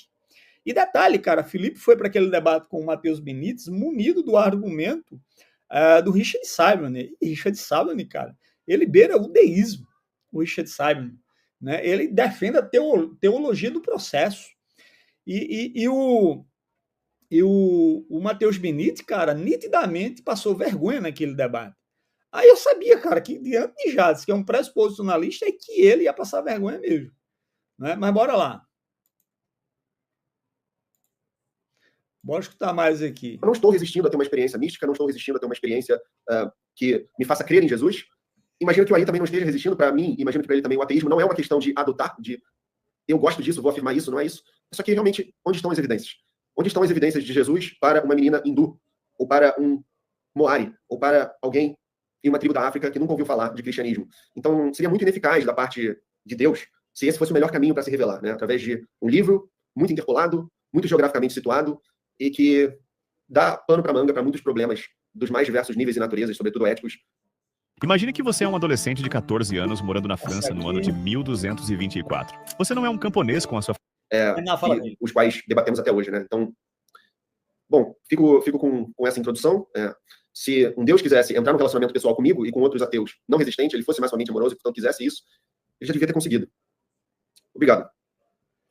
Ele terminou a fala dele, tinha 1 minuto ainda para falar, mas ele não utilizou do tempo dele. Jade, se tu queres comentar alguma coisa, eu vou falar um pouco sobre o que ele está dizendo. Mas aí, fala aí. Eu vejo que você pode comentar. Eu, particularmente, Galvão, nós sabemos que o apóstolo Paulo diz que Deus se revelou e aqueles que não buscam glorificar a Deus, eles estão em rebeldia. Então, segundo as escrituras, eles sabem que Deus é real. Então, essa questão aí do Benítez dizer que ele é um ateu não resistente, como nós poderíamos saber que isso é verdade? Se nós temos o padrão de verdade que a escritura está dizendo que isso não é verdade. Então, é a opinião dele. Então, nós entendemos que evidências, argumentos, que mais nós podemos colocar, né? Influência do Espírito Santo e iluminação da parte de Deus ele está tendo. A questão é que está sufocando aquilo que está sendo revelado a ele. E outra, né, Jadson? O problema do argumento do Schellenberg, né, que é o argumento que ele vai fazer menção, que é o argumento do ocultamento divino, ele é um argumento extremamente falho, né? Falho e fraco. O engraçado é que o Matheus Benítez, ele apresenta tanto o problema do mal como o argumento do ocultamento divino, os argumentos mais fortes a favor do ateísmo. E aqui para a gente, cara, sinceramente, Benítez, desculpa, cara, eu penso que são os dois argumentos mais fracos que existem para defender o ateísmo. Inclusive, Jadson, eu escrevi um opúsculo, né, de 38 páginas, um livrozinho, justamente sobre o ocultamento divino. Eu estou trabalhando nele justamente para ampliá-lo, torná-lo mais robusto, e nesse livreto eu justamente estou destruindo cada premissa que é levantada pelo Schellenberg, né? O Matheus Benítez, ele diz que os ateus estão abertos para um relacionamento com Deus, e que não há uma resistência, né, declarada a Deus, eles estão abertos para um relacionamento. Aí você pergunta, tá, Matheus, qual é o problema então? Ele disse, é falta de evidências. E, na verdade, esse é o mesmo problema, foi o mesmo problema levantado pelo Bertrand Russell, na matemática Bertrand Russell. Ele disse que chegasse no céu e se Deus existisse e Deus perguntasse por que você não creu, ele diria a Deus, falta de evidências, Deus. Foi por falta de evidências que eu não acreditei no Senhor. Cara, o problema, Benítez, não é a evidência existe. O problema é que você suprime as evidências, ou então você as interpreta à luz do pressuposto que você já estabeleceu como verdadeiro para si, que é o naturalismo, que é o materialismo, que é a sua epistemologia fracassada, nem empirista, né? Então você parte desse pressuposto. Então, uma evidência para você, inclusive no decorrer da live, ele vai mostrar algumas supostas evidências que convenceria ele de que ele está errado e que Deus existe. E eu digo que não, Benítez. Mesmo diante dessas evidências, você procuraria uma explicação naturalista né, para tais evidências, justamente para você não submeter ao Deus das Escrituras, ao Deus da Bíblia, o Senhor que te criou. Então, isso é só conversa mole do Benítez, tá bom? Ele não está aberto para um relacionamento com Deus. O problema dele não é falta de evidência, o problema dele é rebeldia no coração, tá bom? Para com Deus. Esse é o problema real do ateu, não é falta de evidência. Porque fica implícito, inclusive no argumento do Schellenberg, de que o cara não crê em Deus porque Deus não se revelou de forma satisfatória. Então, a evidência que talvez exista é insuficiente e não convincente. Ora, mas o que é que define uma evidência como suficiente? Quantas evidências seria suficiente? E quem é que estabelece isso? Não é? Não é convincente, mas não é convincente segundo quem? Então, cara, esse tipo de argumento que o Matheus Benítez levanta, dizendo que o argumento do ocultamento divino é o melhor argumento, ele é extremamente frágil, não é? Porque o próprio Schellenberg, ele vai partir de quê? Schellenberg, ele vai partir do pressuposto de comparar ou fazer uma analogia entre o amor humano e o amor de Deus. Ele diz, por exemplo, que uma pessoa que ama, ela está aberta a se relacionar com outras pessoas. Uma mãe, por exemplo, que ama o filho, ela está aberta a se relacionar com o filho. Então, logo Deus, sendo todo amoroso, ele está aberto para se relacionar com todos os filhos. Então, ele vai deduzir isso, ou fazer uma dedução, a partir de quê? A partir da perspectiva dele do amor de um ser humano por outro. E Deus sendo mais amoroso do que o ser humano, logo Deus, ele vai amar mais, logo Deus estará aberto para todos os seres humanos. Cara, tu está partindo de uma analogia humana, tu não está partindo das Escrituras. Se tu está falando do Deus da Bíblia, do amor de Deus, que é um atributo divino, tu tem que partir das Escrituras para provar de que o que tu está falando é verdade. Não é? Porque eu poderia dizer o seguinte, ora, mas tem pais que amam os filhos, porém se fecham para os filhos. Eles muitas vezes não estão abertos para alguns filhos em determinadas circunstâncias da vida deles. Porém, imagine a seguinte situação. Um filho rebelde começa a usar droga e ele começa a praticar crimes. Não é? E aquele filho ele está distante de casa e, de repente, aquele filho quer voltar para casa. E o pai diz, filho, olha, desculpa, mas eu não vou te aceitar aqui em casa. A gente não quer você aqui, a gente está fechado para você. Por quê? Porque a gente ama os nossos outros filhos, não queremos que ele seja prejudicado por tua presença aqui. Então o pai, ele mesmo amando, ele poderia rejeitar aquele filho e não querer mais papo com aquele filho. Não é? Então, esse argumento, talvez, Jadson, ele possa até ficar de pé contra um arminiano, não sei, né? Um arminiano teria que responder. Agora, contra, por exemplo, uma perspectiva calvinista que diz que Deus escolheu um número definido de pessoas para salvar e um número definido de pessoas para mandar para o inferno, esse argumento não funciona. Então, esse argumento de Schellenberg talvez, né, seja uma tentativa de contrapor o arminianismo, mas o cristianismo ou essa perspectiva do amor de Deus na perspectiva reformada calvinista, ele não funciona. Porque o calvinista já diz de cara que Deus não está aberto para se relacionar com todo mundo. Deus é amoroso, mas para com os seus filhos ou aqueles que ele elegeu antes da fundação do mundo para ser salvo. Né? Então, o argumento de Schellenberg parece que ele só atinge um grupo específico dentro do cristianismo, mas não todo o teísmo. Eu vejo que o maior problema do argumento, Galvão, é que quem define que a evidência é suficiente. Porque o teísta, o apologista, ele está apresentando as evidências, por o ateu não quer aceitar. Então, eu vejo que envolve uma questão volitiva. Se depara com as evidências, porém descarta, então o problema não é falta de evidências, é não querer se submeter a elas. Exatamente, cara, exatamente. O Ari, ele colocou aqui, né? Disse, boa noite, Galvão, estou assistindo o início. Galvão, eu sempre me posicionei como ateu crítico, inclusive aqui no canal, basta olhar meu debate interiores aqui mesmo. O Ari, sinceramente, cara, eu lembro, né? Eu não lembro de você falando essa expressão, eu posso verificar, né? Vou dar a você esse direito, né, de realmente afirmar isso, mas eu particularmente não lembro, eu só lembro que você defendia um ateísmo forte, você afirmava categoricamente que Deus não existe, né, e você ia trabalhar justamente na tentativa, e você disse que o debate, você até sempre disse que o debate tem que ser num tom, um tom simétrico, né, um tom simétrico, ou seja, não pode ser assimétrico, seja assimétrico no sentido, pessoal, de que eu defendo que Deus existe e Ari vai defender que Deus não existe. Ou eu vou afirmar que Deus existe e Ari vai afirmar que Deus não existe. Você sempre afirmou isso. Não é? Não lembro você, com esse argumento, dizer assim, de postular que provavelmente Deus possa ser que ele existe. Eu não estou afirmando categoricamente que ele não existe. Eu particularmente não lembro você afirmando isso. Eu não sei o Jadson, mas aí eu vou sim, está aberto a isso que você está dizendo que disse, Então, beleza, eu vou lá ver realmente algum vídeo que você tenha falado isso, tá bom? Se eu estou enganado, desculpa aí pela fala, mas pelo que eu lembro, você sempre disse, eu defendo um ateísmo simétrico, um debate simétrico, quando o ateu vai dizer Deus existe, você vai dizer categoricamente que Deus não existe, e você vai se engajar justamente para justificar essa parada aí, beleza? Mas valeu aí, Ari, pela audiência aí, tá joia? Valeu mesmo. Ó, Tângelo tá por aqui também, ó, Tângelo. Ó, não há boas razões para negar Deus. Aí, aqui, ó, Tângelo, calvinismo puro.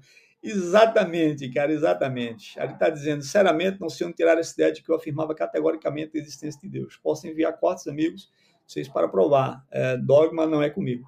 Beleza, Ari, então, beleza, tranquilo, cara, beleza. Aqui, Ari, quem não é a favor é contra. Mas bora lá, deixa eu só passar um pouco mais aqui, só voltando para a questão do argumento do ocultamento divino que o Beleza, só vou pontuar algo, Galvão, você que vai continuar o react. No debate eu falo. No debate eu vou trazer uma questão que é uma verdadeira dicotomia. Ou Deus existe ou Deus não existe. Não tem como Deus existir e não existir no mesmo tempo, no mesmo sentido. Então o ateu ele deve ter compromisso epistemológico com a proposição que não há um Deus. Ô, Jadson, e afirmá-la, na realidade. Deixa eu só tirar aqui, deixar de compartilhar aqui.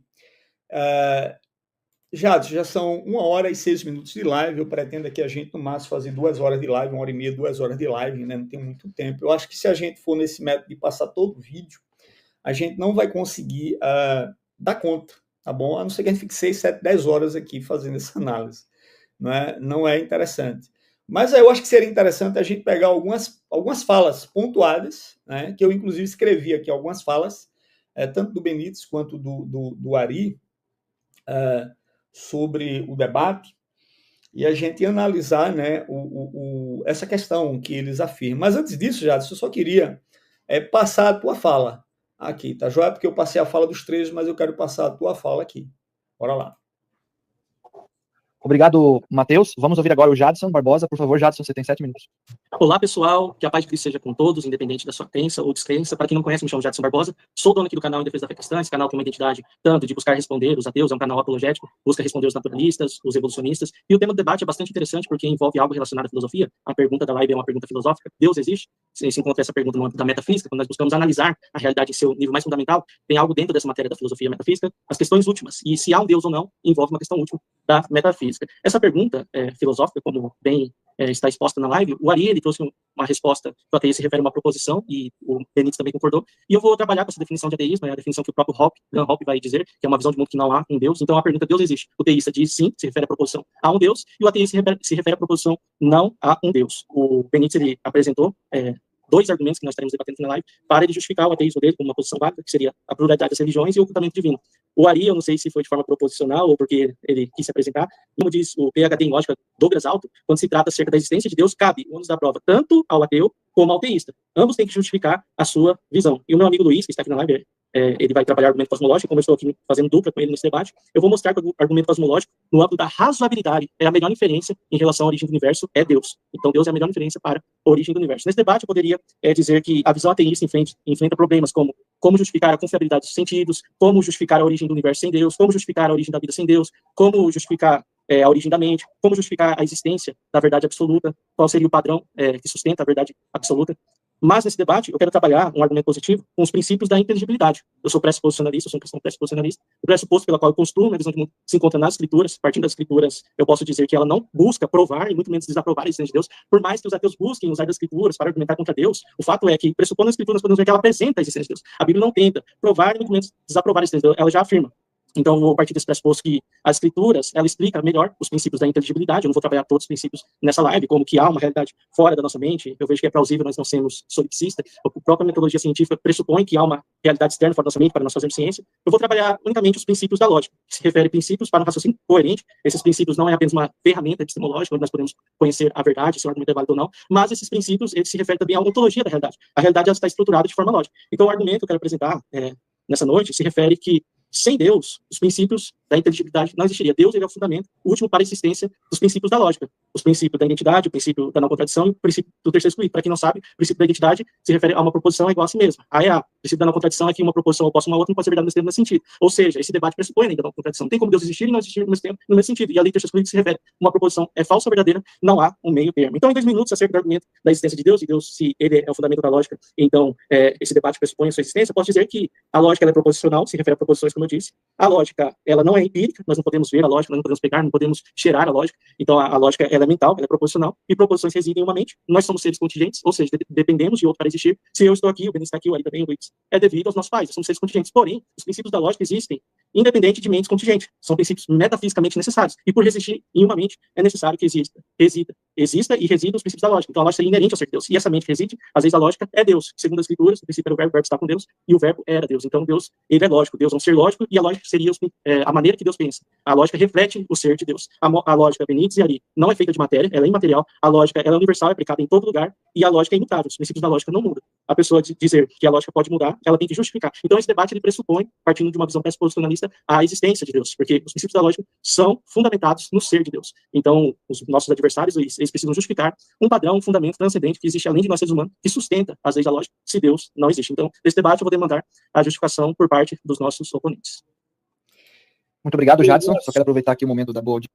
Pessoal, só um detalhe aqui eu queria salientar na fala do Jadson, só a título, inclusive, Jadson, de explicação para a galera que está nos assistindo, né? Porque Jadson, ele é pressuposicionalista, né? Ele defende uma linha pressuposicionalista, e na live ele vai justamente se utilizar do argumento transcendental, né? Que é desenvolvido pelo Cornelius Van Til, e depois, né, o próprio aluno do Cornelius Van Til, que é o Greg Bunsen, né? O Greg Bunsen, ele vai também trabalhar com essa linha argumentativa. Depois o James Anderson, que é vivo, inclusive, né? O James Anderson, ele vai desenvolver esse argumento mais no âmbito da lógica, né? Coisa que Jadson está justamente fazendo aqui, utilizando-se da lógica dentro de uma questão do argumento transcendental, né? Para quem não conhece o argumento transcendental, só fazendo um adendo aqui, né? Ele geralmente adota mais ou menos de forma silogística, né? Se é que eu posso dizer que isso aqui é um silogismo. Claro que tem premissa 1, premissa 2 e tem uma conclusão, mas não é aquele silogismo modus ponens ou modus tollens que nós normalmente estamos acostumados a ver no discurso, né, do dia a dia, né?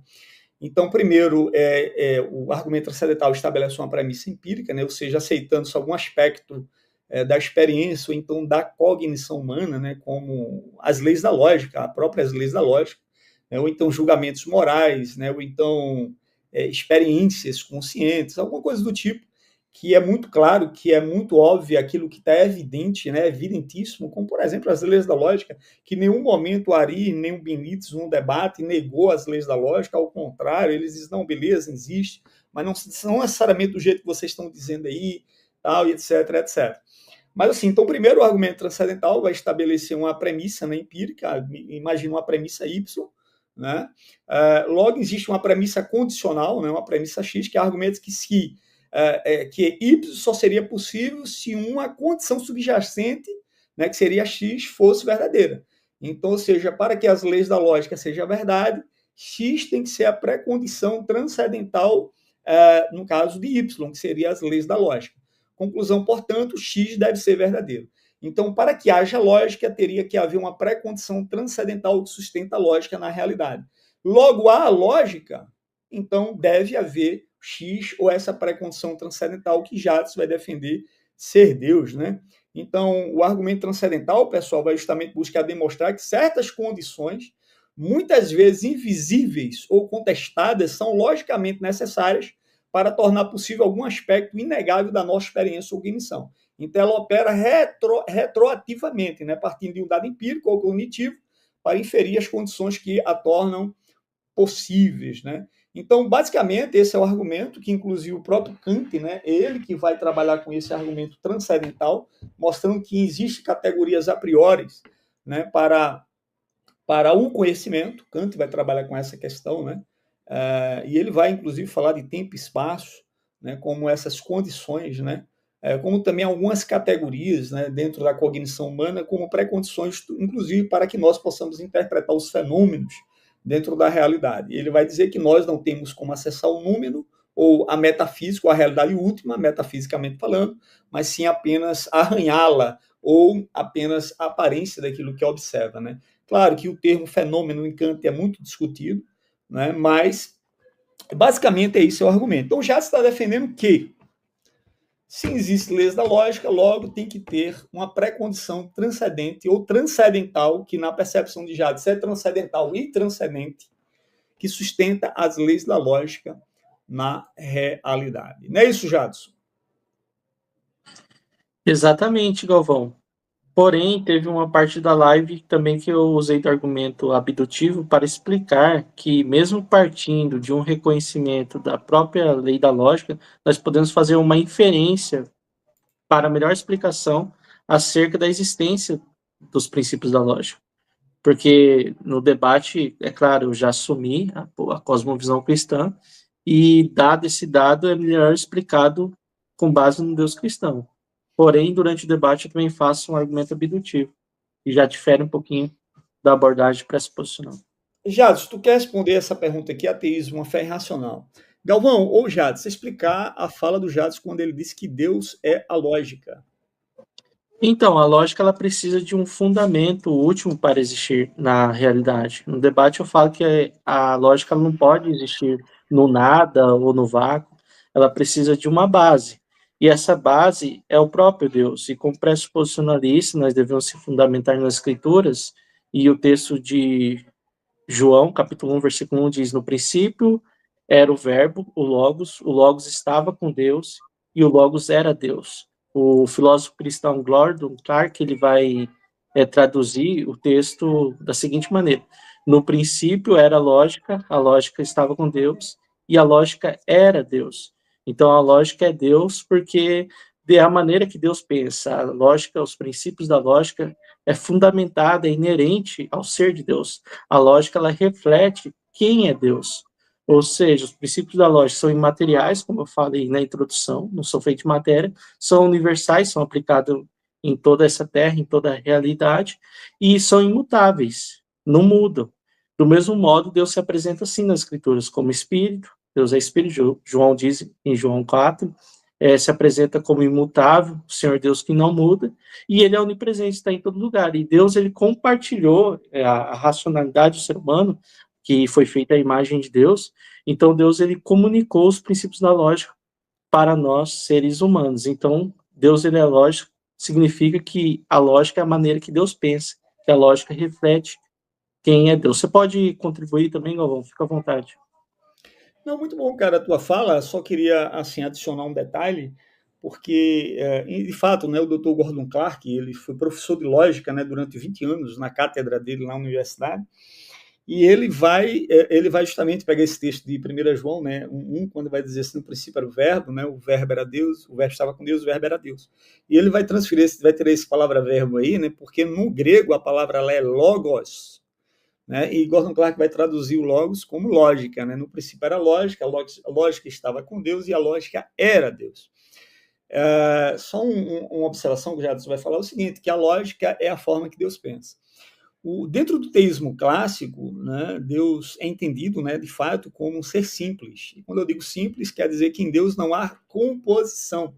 Deus não é uma composição de várias coisas, ele é uma substância única, né, ele é uno, ele só possui uma substância. Em Deus não há composição, pois se houvesse composição, haveria potência passiva em Deus, né, e Deus ele é ato puro. Então, quando eu digo que Deus é simples e em Deus não há composição de nada, segue-se que também em Deus não há composições de predicados. Então, quando eu digo que Deus é santo, que Deus é amor, que Deus é onipotente, que Deus é onipresente, que Deus é justo, que Deus é onipotente, que Deus é lógico, parece que a gente está criando uma construção de predicados e para formar um Deus, né? Então, vários atributos que juntos formam um Deus, como se fossem essências distintas.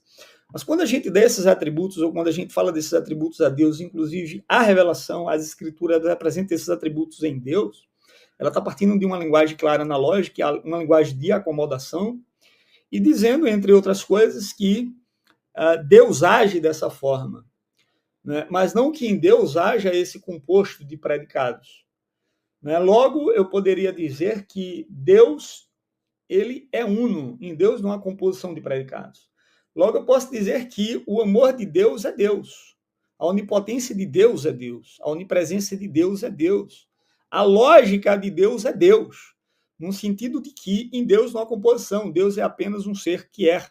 Né? Ele é uma essência simples, tá bom? Em Deus não Só há composição. contribuindo rapidamente com o que você está dizendo, meu amigo, Deus não tem onipotência, Deus não tem amor, Deus não tem santidade, Deus é santo, Deus é amor, Deus é onipotente. Exatamente. Então, Jadson, eu acho que é nesse ponto aí. Mas, Jadson, eu queria aqui trazer algumas falas, e como o Ari está presente aí no comentário, ele pode dizer se foi isso ou não que ele disse, né?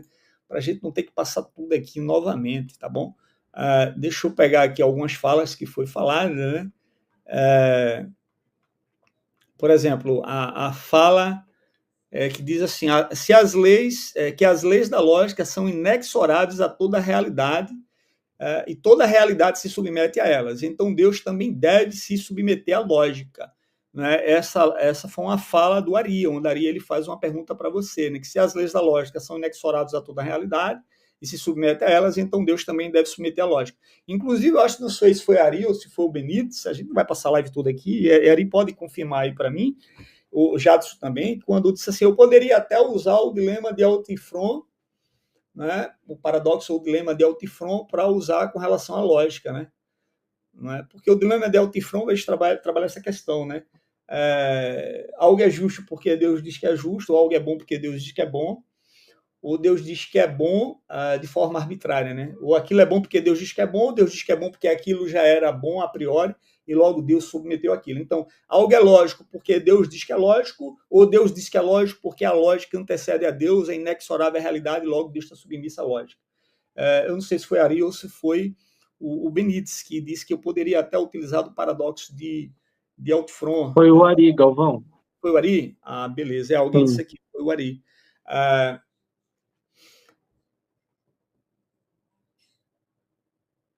Ok, então vamos lá.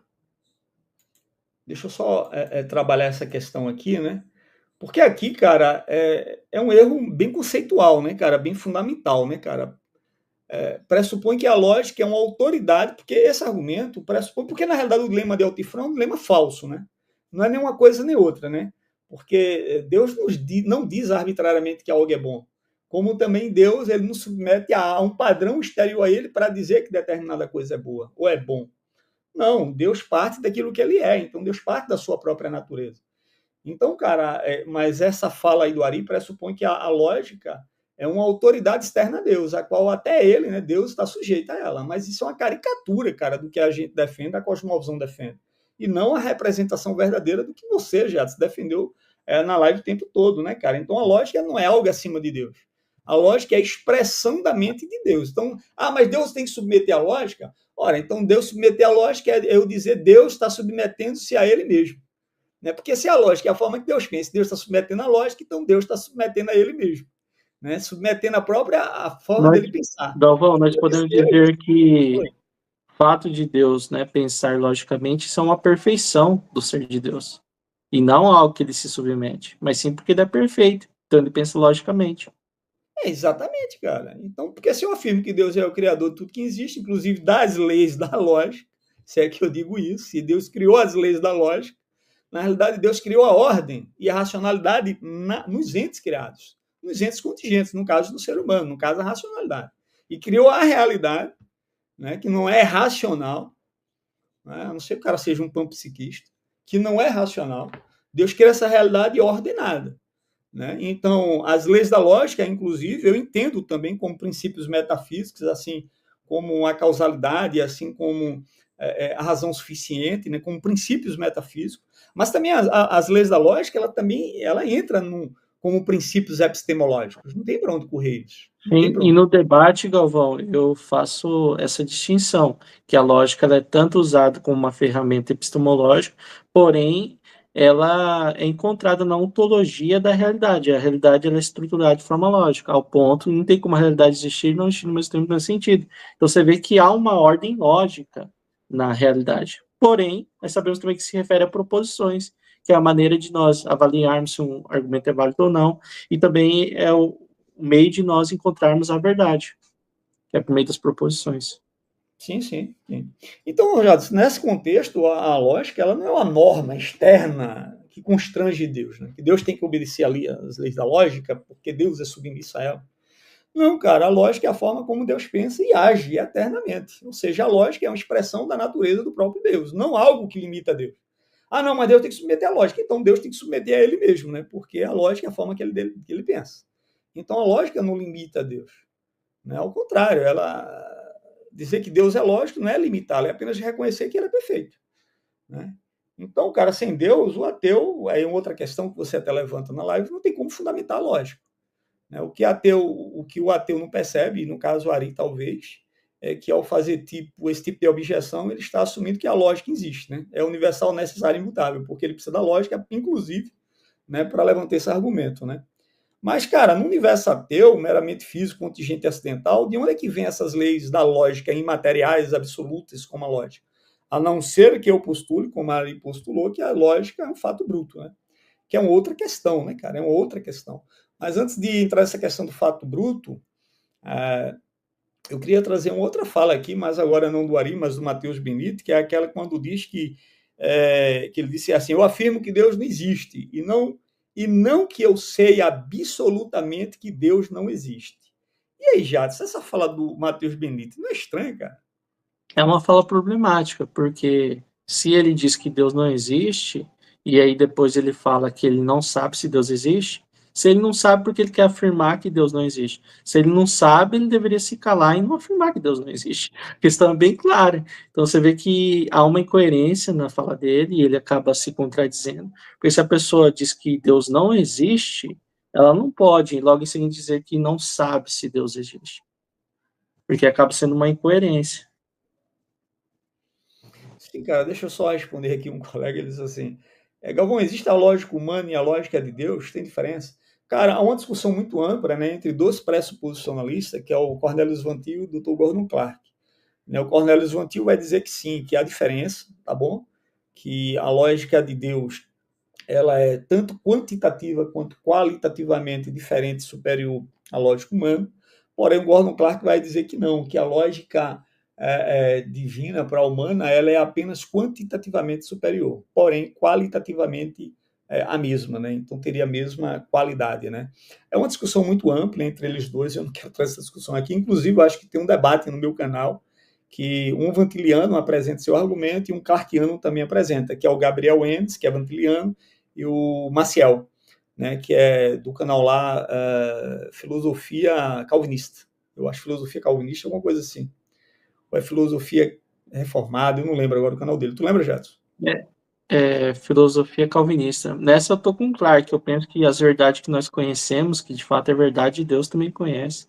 Do mesmo modo que Deus conhece a verdade. Eu também sou tendente a concordar com o Gordon Clark. Mas aí tem algumas nuances que a gente não vai analisar aqui agora, né? Mas bora lá, bora só analisar essa fala aqui do Benítez, cara. Porque, cara, essa tentativa, Jadson, essa frase, né, na verdade, do Benítez, eu acho que é uma tentativa, né, covarde, de, na verdade, afirmar uma posição de forma cabal, né? Porque ele diz que tem um livro, que o nome do livro dele é Ateísmo Justificado, e agora ele está dizendo, eu afirmo que Deus não existe, e não que eu sei absolutamente que Deus não existe. Né? Então, de alguma forma, eu acho que é uma tentativa, na verdade, de afirmar uma posição sem assumir o peso da justificação epistemológica, né? O cara, ele está querendo fugir justamente disso, né? Porque, cara, afirmar algo implica um ônus da prova. Então, mesmo que você diga não sabe absolutamente, mas você está afirmando, irmão. Antes você já afirmou. Você afirmou, Deus não existe, velho. Então, isso já você se comprometeu com uma proposição. E isso é uma afirmação ontológica forte. O Matheus fica o tempo todo, não, isso é forte, isso é uma afirmação forte. Mas isso também é uma afirmação forte. Deus não existe. Não é uma mera dúvida aqui. Ele não está duvidando. Será que Deus? Eu não sei. Ele não é um agnóstico. Ele não se apresenta como agnóstico. Ele faz uma afirmação forte, ontologicamente forte. E quem faz essa afirmação, como o Jadson bem disse, e lembra o doutor PhD em lógica Douglas Walton, cabe a ele sim assumir a responsabilidade de justificar, porque essa afirmação é racionalmente válida. Então, ele tem que justificar essa parada. Acrescentar eu não sei absolutamente não enfraquece a proposição dele. Deus não existe. Apenas mostra a incoerência da parte do Benítez. Porque se tu, cara, não sabe se Deus não existe, então como é que tu pode afirmar que ele não existe?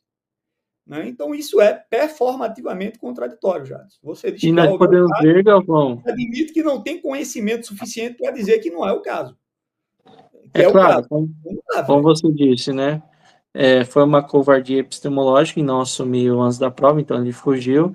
Porém, nós sabemos também que até mesmo o Benítez sabe que, em relação que o ateísmo não é compatível com a realidade, a proposição que não há um Deus na realidade. Porque para ele justificar isso é complicado. Por meio de processos naturais. Eu estou vendo processos naturais, então vou concluir o todo da realidade que não há um ser sobrenatural. Sabemos que isso é falar de composição. A gente não pode criar um universal por meio de particulares. Mas eu não conheço toda a realidade, então eu não posso afirmar que Deus não existe. Porém, a pessoa tem que ser agnóstica, então, no âmbito metafísico. Eu não sei se Deus existe ou não. Eu não posso afirmar que Deus não existe. Começa afirmando categoricamente que Deus não existe. E é uma incoerência no sistema de E o pensamento nome do livro dele é isso, Deus não existe. O ateísmo justificado. E o ateísmo, na visão dele, ele define não como ausência de crença, não como ateu agnóstico, mas ele diz que Deus não existe, e ele defende a proposição forte de que Deus não existe. Né? Então, cara, para afirmar que Deus não existe, Jadson, é como você bem disse, cara, seria necessário o quê? Ter acesso a um conhecimento de toda a realidade, né? Todo espaço, tempo, toda dimensão, metafisicamente falando, isso para garantir que Deus não está presente em nenhuma parte dela. Isso é uma tarefa impossível, cara, para qualquer ser finito, né? Então, dizer que Deus não existe como certeza objetiva requer atribuir isso a uma capacidade quase que divina. O cara tem que ser onisciente para saber disso. E isso é irônico, né? Porque ele é ateu, né? Ele não acredita em Deus, muito menos nesses atributos. Então, cara, eu observo que a fala do Ari, na verdade, é uma tentativa, né, de parecer racional, aí quer manter a aparência aí do ceticismo, mas não tem consistência. Do Benítez. Do Benítez, né? Então, cara, ele afirma o que não pode justificar e por isso a posição dele não se sustenta, cara. Não se sustenta. Ô, meu amigo, vamos analisar o argumento do Ari que a lógica seria um fato bruto. Aí eu vou precisar sair, se dar mais uma continuidade, aí você encerra. Beleza, tranquilo. Inclusive, deixa eu compartilhar aqui um texto. Que, na verdade, não foi produzido por mim, tá bom? Foi produzido por um professor Alisson Santos. Deixa eu só compartilhar aqui. Enquanto você está compartilhando, Galvão, eu já vou respondendo o Ari, que a lógica ela não pode ser um fato bruto da realidade, porque ela não é apenas um dado que nós encontramos na realidade, mas sim ela é normativa, ela impõe como a realidade deve ser, impõe a nós seres humanos como nós devemos pensar, ela é intencional também, nos mostra sentido, nos mostra informações, ela apresenta significado, então tudo isso aponta para um ser que há uma mente, no caso Deus, um ser pensante, que impôs esse significado, essa intencionalidade para que nós pudéssemos compreender a realidade. O Galvão vai estar apresentando o texto aí, mas eu deixo mais um comentário. Então, não tem como a lógica ser um fato bruto da realidade. Vai lá, Galvão. Muito bom, cara. Deixa eu só apresentar aqui esse texto aqui. Na verdade, eu quero aí até o professor Alisson Santos, ele assistiu o debate, né? Ele assistiu o debate e ele disse, Galvão, eu estava assistindo aqui o debate, né, do Ari, do Jadson e do Benítez, né? O professor Alisson, ele vai justamente trabalhar ele ensina, né, filosofia da mente, filosofia do tempo, né? Ele trabalha muito com a mereologia, né? Ele usa muito, né, disso aí. Ele também trabalha muito com a questão da quântica, né, da física quântica, mas necessariamente ele trabalha mais ele é professor, né, de filosofia da mente e filosofia do tempo, né? E ele, cara, ele trabalha muito com ontologia, metafísica, etc. Ele disse que assistiu o argumento e ele mandou para mim, ele disse, Galvão, eu estava aqui assistindo o debate, tá? E eu vi que Ari falou que a lógica é um fato bruto, ou seja, não depende de nada, né? E está presente ontologicamente como estrutura fundamental do ser. Assim, ela não exige uma mente divina para ser o que ela é. E, na verdade, isso foi, de fato, Ari defendeu num debate com você e com o Eduardo, né, que a lógica seria um fato bruto, né, e que não dependeria necessariamente de uma mente divina para ser sustentada. Aí eu queria só ler aqui, na verdade ele mandou para mim, eu queria compartilhar aqui com os irmãos, que ele vai mandar o seguinte, né, ele diz que há argumento contra a ideia de que as leis da lógica são fatos brutos, né.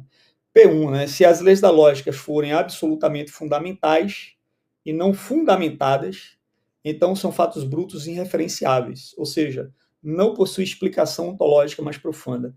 E ele aqui manda conferir o Van Enwagen. Eu tenho um livro aqui do Van Enwagen, né, sobre a questão do problema do mal, que esse doutor, né, ele, em filosofia, ele vai dizer fatos brutos são, por definição, inexplicáveis e não fundamentados. Né? P2, mas se são irreferenciáveis, nenhuma estrutura semântica pode ancorar sua aplicabilidade necessária ao real, já que isso exigiria uma referência transintencional, né? Ou seja, uma ligação entre a mente e a realidade objetiva. E aqui ele vai citar o Tansky, o Davidson, que diz que semântica exige referência. John Hale, né, vai significado ontológico, requer ordem explanatória.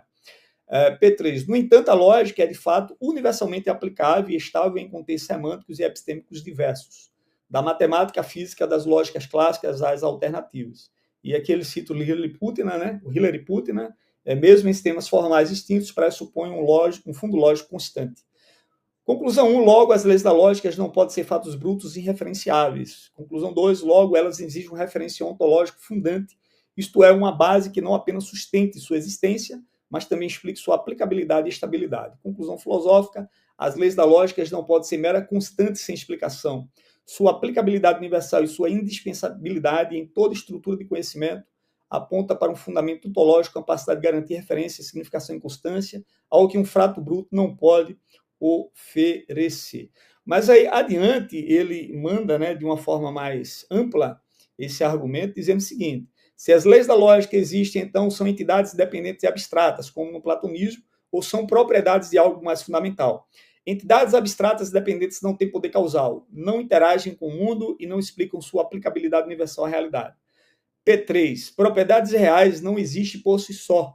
Exige o substrato real e atual que as fundamente ontologicamente, confere Aristóteles e Odeberg. Conclusão 1. Logo, as leis da lógica não podem existir sozinhas nem como abstração impessoais, devem estar fundamentadas em algo real, atual e necessário. 2. Aplicabilidade e significado da lógica. Se a lógica fosse um fato bruto, isto é, sem explicação ontológica, ela seria irreferenciável, não poderia se conectar semanticamente ao mundo. Mas a lógica é aplicada de forma universal, confiável e normativamente significativa em contextos reais diversos, matemática, ciência, linguagem, etc. Portanto, a lógica não pode ser um fato bruto e irreferenciável, ela exige uma referente ontológica que torne possível sua aplicação significativa.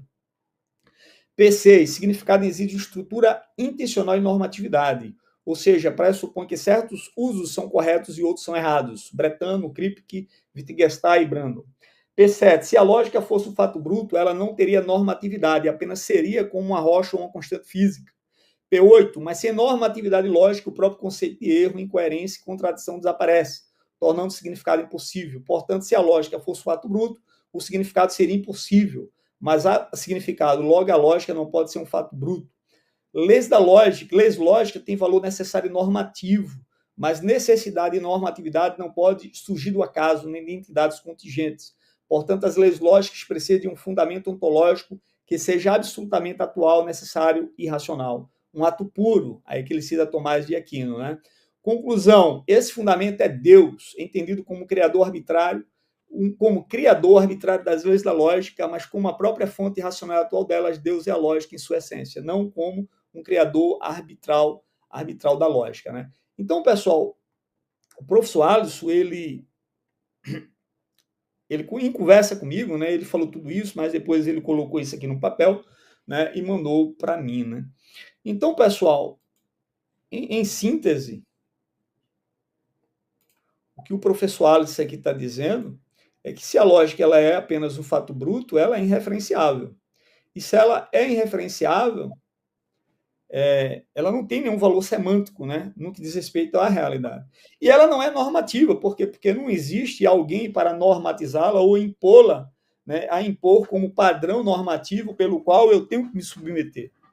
Aí por que dizer apenas que a lógica é um fato bruto da realidade? Ora, o cara cai na guilhotina de Hume, né? Que diz: o fato de você descrever a realidade não significa necessariamente que você tem que submeter a ela como uma norma, né? Uma norma Podemos usar moral. como exemplo uma questão com uma pedra. Uma pedra é um fato bruto da realidade. Porém, uma pedra ela não vai impor normas para nós. Se Não tem submetemos agora na questão da lógica, ela impõe para nós em relação a como devemos pensar, e outra, como a realidade deve ser. A realidade não é contraditória, ponto, como eu disse, né? O universo existir e não existir no mesmo tempo, nesse sentido. Então, ela é imposta tanto na nossa mente, como nós devemos pensar de forma coerente, como também na realidade, como é estruturada. Então, você vê intencionalidade e significado, e normatividade. E outra, né, Jadson? É aquela questão. Uma coisa é a descrição da realidade. E outra coisa é prescrição. Descrever é uma coisa, prescrever é outra. O fato é, se a lógica é simplesmente fato bruto, por que eu teria que me submeter às leis da lógica? Se não há uma imposição normativa. Não há. O cara teria que partir de argumentos pragmáticos para dizer que a lógica tem seu valor, mas que não há uma imposição absoluta, universal e objetiva. Que eu tenho que, né? Não tenho que nada, se apenas isso é uma descrição de um fato bruto na realidade. Então não teria nenhum poder normativo, não teria nenhum poder referencial, ela seria irreferenciável, logo seria semanticamente nula, né? Se não tivesse realmente uma aplicabilidade em uma mente que é racional e impõe ela como padrão de racionalidade para nós, meros mortais. Muito bem, Galvão. Eu penso que essa refutação ficou bem clara. É claro, nós teremos outro debate com a Ari e também com o David, e nós poderemos trabalhar melhor essa questão em relação, se o Ari continuar defendendo que a lógica seria um fato bruto, mostrando que isso não é justificado. Eu acho, Jades, talvez, porque assim, quando a gente pega o tema Deus existe, ele é bem amplo, né? Eu acho que poderia pegar alguma coisa em específico para debater, né? Porque, vê, na live que aconteceu no teu canal, ali vem com ontologia plana, né? E esse argumento da lógica como fato bruto, que na verdade termina sendo uma resposta ao teu posicionamento, né? Mas ele vai se engajar mais trabalhar com isso aí. Aí o Benítez, ele vem com o argumento da pluralidade das religiões e ocultamento divino. Aí o Eduardo vem com TDI, né? E o argumento cosmológico, e tu entra com o argumento transcendental. Cara, 8 argumentos, velho. Como é que se debate 8 argumentos em 3 horas? E detalhe, cara, 8 argumentos altamente complexos. Nada aqui é simples demais. Nada aqui é muito simples. Né? Então, cara, não seria mais talvez, não sei, né? Aí ficaria a critério de vocês. Sei lá, 2 assuntos para debater, ou então um assunto para os 4 se engajar para debater, eu não sei, aí ficaria a critério de vocês. E eu teria o maior prazer de mediar essa live aí, tá bom? Mediar essa live. Galera, eu quero já dizer, né? Eu gostaria muito de estar presente também para debater, mas, pessoal, eu estou sobrecarregado. Né? Eu estou concluindo um livro, eu tenho material de faculdade para entregar, eu tenho um bocado de aula que eu tenho que assistir, que eu não assisti ainda. Eu estou dando aula num seminário, um seminário que tem uma extensão na Alemanha, eu estou dando aula aos sábados, mas aí eu tenho que preparar a aula. Eu estou dando aula de homilética em outro seminário na segunda-feira à noite, eu estou dando aula na sexta de apologética, eu tenho, na segunda eu tenho aula, depois que eu dou aula, eu tenho aula de 9 às 11, vê a doideira que está a minha vida, cara. Na quarta-feira eu também participo de aula no Instituto IBTEC. Então, cara, eu só tenho praticamente a terça e a quinta livre, sabe? E aí eu tenho que dividir com a família, a esposa fica reclamando porque hoje eu vim participar de uma live, porque eu fiquei preso praticamente. Ontem eu altamente ocupado. Então, assim, pessoal, eu estou sem tempo para debate. Porque para eu vir para um debate, eu tenho que parar, tenho que estudar, tenho que analisar o que ali defendeu para não atacar espantalho, né? Como, por exemplo, aqui ele disse que não, que na realidade ele nunca se declarou como um ateu forte, no sentido de dizer categoricamente que Deus não existe. E eu disse que ele disse isso, que eu acho que disse, né? Mas tudo bem. Ele tem total direito de mudar de opinião, é o direito dele, mas se ele não disse, também estou aberto aqui para voltar atrás no que eu disse, viu, Ari? E se eu disse, peço desculpa a você. Se você não disse, eu disse que você disse, então eu estaria, de alguma forma, de fato, aqui atacando espantalho, mas, assim, de alguma forma, eu não disse aqui por maldade ou por desonestidade, eu realmente eu achava que você defendia isso, não sei se Jades também achava isso, não é? Então, assim, até então eu estou fechado para debate, cara. Eu não quero debater agora, né? Por enquanto, porque realmente estou com uma pilha de coisa para atender e não estou dando conta. Aí estou indo para debate, live e tal, e deixando de realmente fazer aquilo que demanda. Porque assim, eu pago um curso de filosofia, pô, então eu tenho que estudar aquela parada, velho. Tem um bocado de aula parada e eu tenho que atender, porque eu também tenho um prazo para entregar, senão eu tenho que pagar tudo de novo. Pagar, que eu digo, é dinheiro. Pagar de novo para fazer prova. Aí não dá, né, velho? Beleza? Mas, Jadson, eu queria aí que tu trouxesse as tuas considerações finais.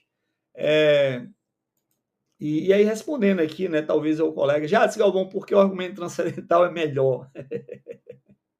E aí, Primeiro, eu Jadson, gostaria, e dar tuas considerações. primeiramente, eu gostaria de agradecer, viu, Galvão, por ter me chamado aí para nós fazermos esse react.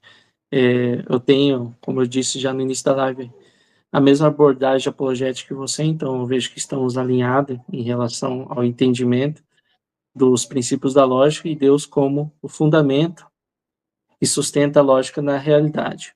Deixa eu pegar o nome aqui, ateísmo, uma fé irracional, ele pergunta por que o argumento transcendental é o melhor dentre os argumentos em favor do teísmo cristão. Eu entendo porque ele parte dos dados da nossa experiência, que o ateu ele também se utiliza, como os princípios da lógica, como a questão que eu preciso ser honesto no debate, então pressupõe princípios éticos, parte também que o mundo pode ser inteligível, nós buscamos usar da metodologia científica para compreender os fenômenos, então o mundo ele é inteligível, pode ser compreendido por nós seres humanos. Então o argumento transcendental ele parte desses dados da nossa experiência, buscando apresentar que a condição para que os princípios da lógica, a ética, a ciência, o conhecimento seja possível é dada a existência de Deus. Então parte de algo que o ateu se utiliza.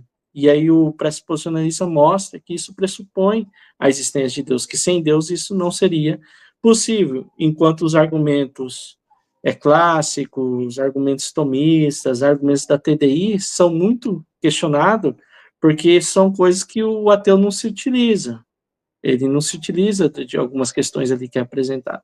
É claro, são dados que nós encontramos na realidade, são premissas que são apresentadas, mas não é algo que ele está se utilizando na sua experiência. Então, ele é mais questionável. Agora, em relação ao argumento transcendental, ele precisa apresentar uma base que justifica as pré-condições de inteligibilidade. Galvão, muito obrigado, tá? Por ter me chamado. Eu quero agradecer o Luiz também por ter entrado na live. Agradeço o Ari e também o Matheus Benedito por ter aceito o debate. Estaremos abertos aí, viu, Ari, para outro debate. E eu penso que, como o Galvão sugeriu, seria bacana, sim, nós se atentarmos a alguma questão para ser debatida, seja a inércia existencial, seja o argumento cosmológico, seja o argumento transcendental, nós podemos ver um tema com base naquilo que foi discutido na live, focar no assunto e debatermos. Então, Galvão, muito obrigado.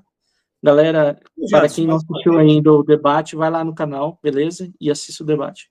Obrigado, meu amigo. Deus abençoe. Debate, parabenizar todos, né, que participaram, que de alguma forma foi um debate bom, acho que acrescentou bastante, né? Agora sim, cara, só a título de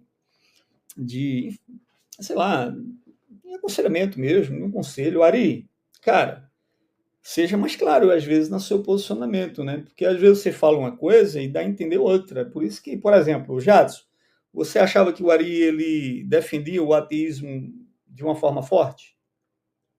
Sim, inclusive eu vou buscar ver um debate que ele teve com o Yuri Shin, que parece que ele apresenta, sim, o ateísmo de forma forte. Eu preciso analisar lá se ele falou.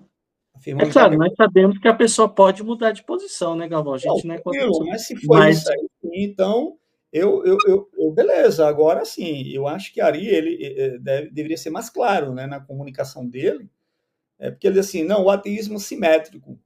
Pô, mas eu defendo uma posição simétrica. Pô, simétrica eu defendo uma coisa, tu defende outra em simetria. Então, cada qual vai justificar o seu posicionamento. Eu digo que Deus existe, você diz que Deus não existe. Aí agora ele está dizendo que não, ele falou com relação aos atributos de Deus, tal, aquela coisa toda. Posicionamento dentro da linha proposicional. Então, já dá a entender outra coisa, né? Mas beleza, então eu acho que é só essa questão, né? Aí ele diz assim, vocês mostraram a conclusão do argumento pessoal, sua lógica tem fundamento racional, ok. Eu avancei isso no debate, questionando essa razão é lógica. Essa razão é lógica? Deixa eu ver aqui. Se for, é um fato bruto, ou depende de outra razão. Cara, é aquela questão, sabe, Ari? Inclusive, eu lembro que você fez esse questionamento, como é que você justifica a lógica? Cara, a lógica, ela faz parte da própria ontologia do ser de Deus. Então, como é que você está pedindo para eu provar ou justificar a lógica, se a própria lógica é aquilo que Deus é? Então, não faz sentido. Deus, ele não está submetido à lógica. Deus, ele é visto dentro da concepção pressuposicionalista evangeliana, por exemplo, como um axioma. Né? As escrituras, dentro da concepção, por exemplo, pressuposicionalista escrituralista do Gordon Clark, como um axioma.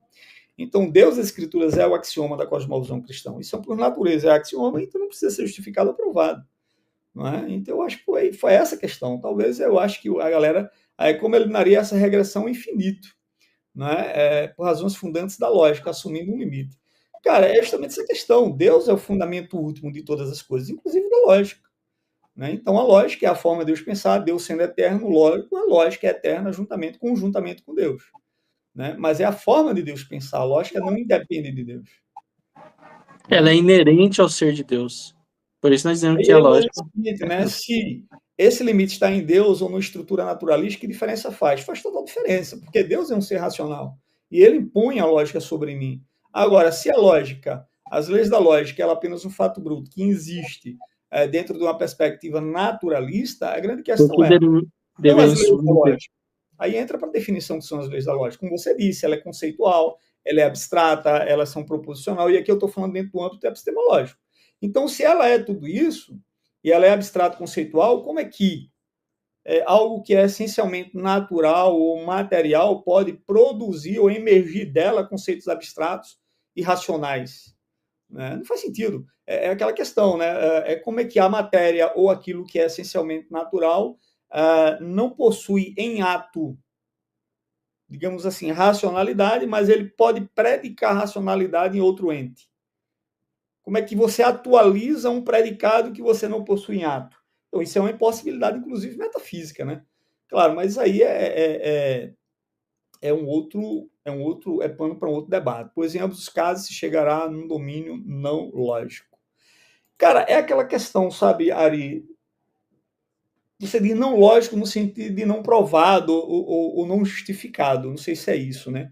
Ou partindo apenas de um âmbito de fé. Mas aí entraria num quesito também do que é fé, né? Porque fé, por exemplo, eu entendo fé como confiança em proposições reveladas. Né? Confiança em proposições reveladas. E confiança já pressupõe lógica. Fé pressupõe lógica. Né? Então, a lógica aí é anterior, no sentido de. Ela pressupor. Ou seja, a fé ela pressupõe um domínio racional, tendo visto que fé é interpretada como confiança em proposições reveladas. Simplesmente isso, tá bom? Então, pessoal, boa noite a todos. Obrigado aí pela audiência. Obrigado, inclusive, ao Ari, que esteve aqui conosco, dialogando aqui no chat, tá bom? O objetivo da live era simplesmente fazer um react, por isso que eu não compartilhei link aqui para um debate, porque ia se estender muito essa live.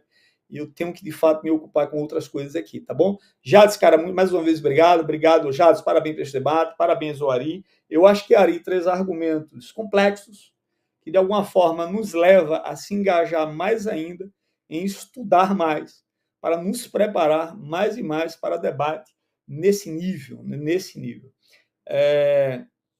Eu acho que foi importante o debate, sabe, Jades? Eu acho que levantou alguns pontos que podem ser debatidos, por exemplo, a questão da inércia existencial, que não foi debatido na live, o Ari trouxe, mas assim, não se engajou até mesmo porque ninguém falou. O próprio argumento do ocultamento divino, eu acho que é massa a gente fazer uma live sobre ele, um debate sobre ele, talvez. Em outro momento, eu gostaria de debater também sobre o argumento divino, do ocultamento divino. Poderia ser o Benítez e o Ari, e eu e Jades, não sei. O Benítez como o Ari, o Benítez e o David Ribeiro, não Ari, David Ribeiro. Né? Eles gostam do argumento do ocultamento divino, do lado de Schellenberg, então a gente pode debater esse argumento em outro momento. Tá bom? Não agora, porque, como eu disse, agora eu estou sobrecarregado até, não sei como está transbordando a obrigação aqui sobre mim. Mas, galera, obrigado aí pela audiência, deixa o like, obrigado aí pela audiência de todos, obrigado, Ari, pela tua presença, pelos comentários, tá bom? Todos os demais estiveram aí, o Cleves estava aí com a gente, estava a Epistemologia Ateísta, estava o Hélito Finança, tem um cara aqui, o Zorgar, falando mal de mim o tempo todo, tal, epistemologia ateísta, né? Ateísmo, uma fé irracional, Eduardo. Galera, obrigado a todos aí pela presença, deixa o like, um abraço a todos e até a próxima live. Fui!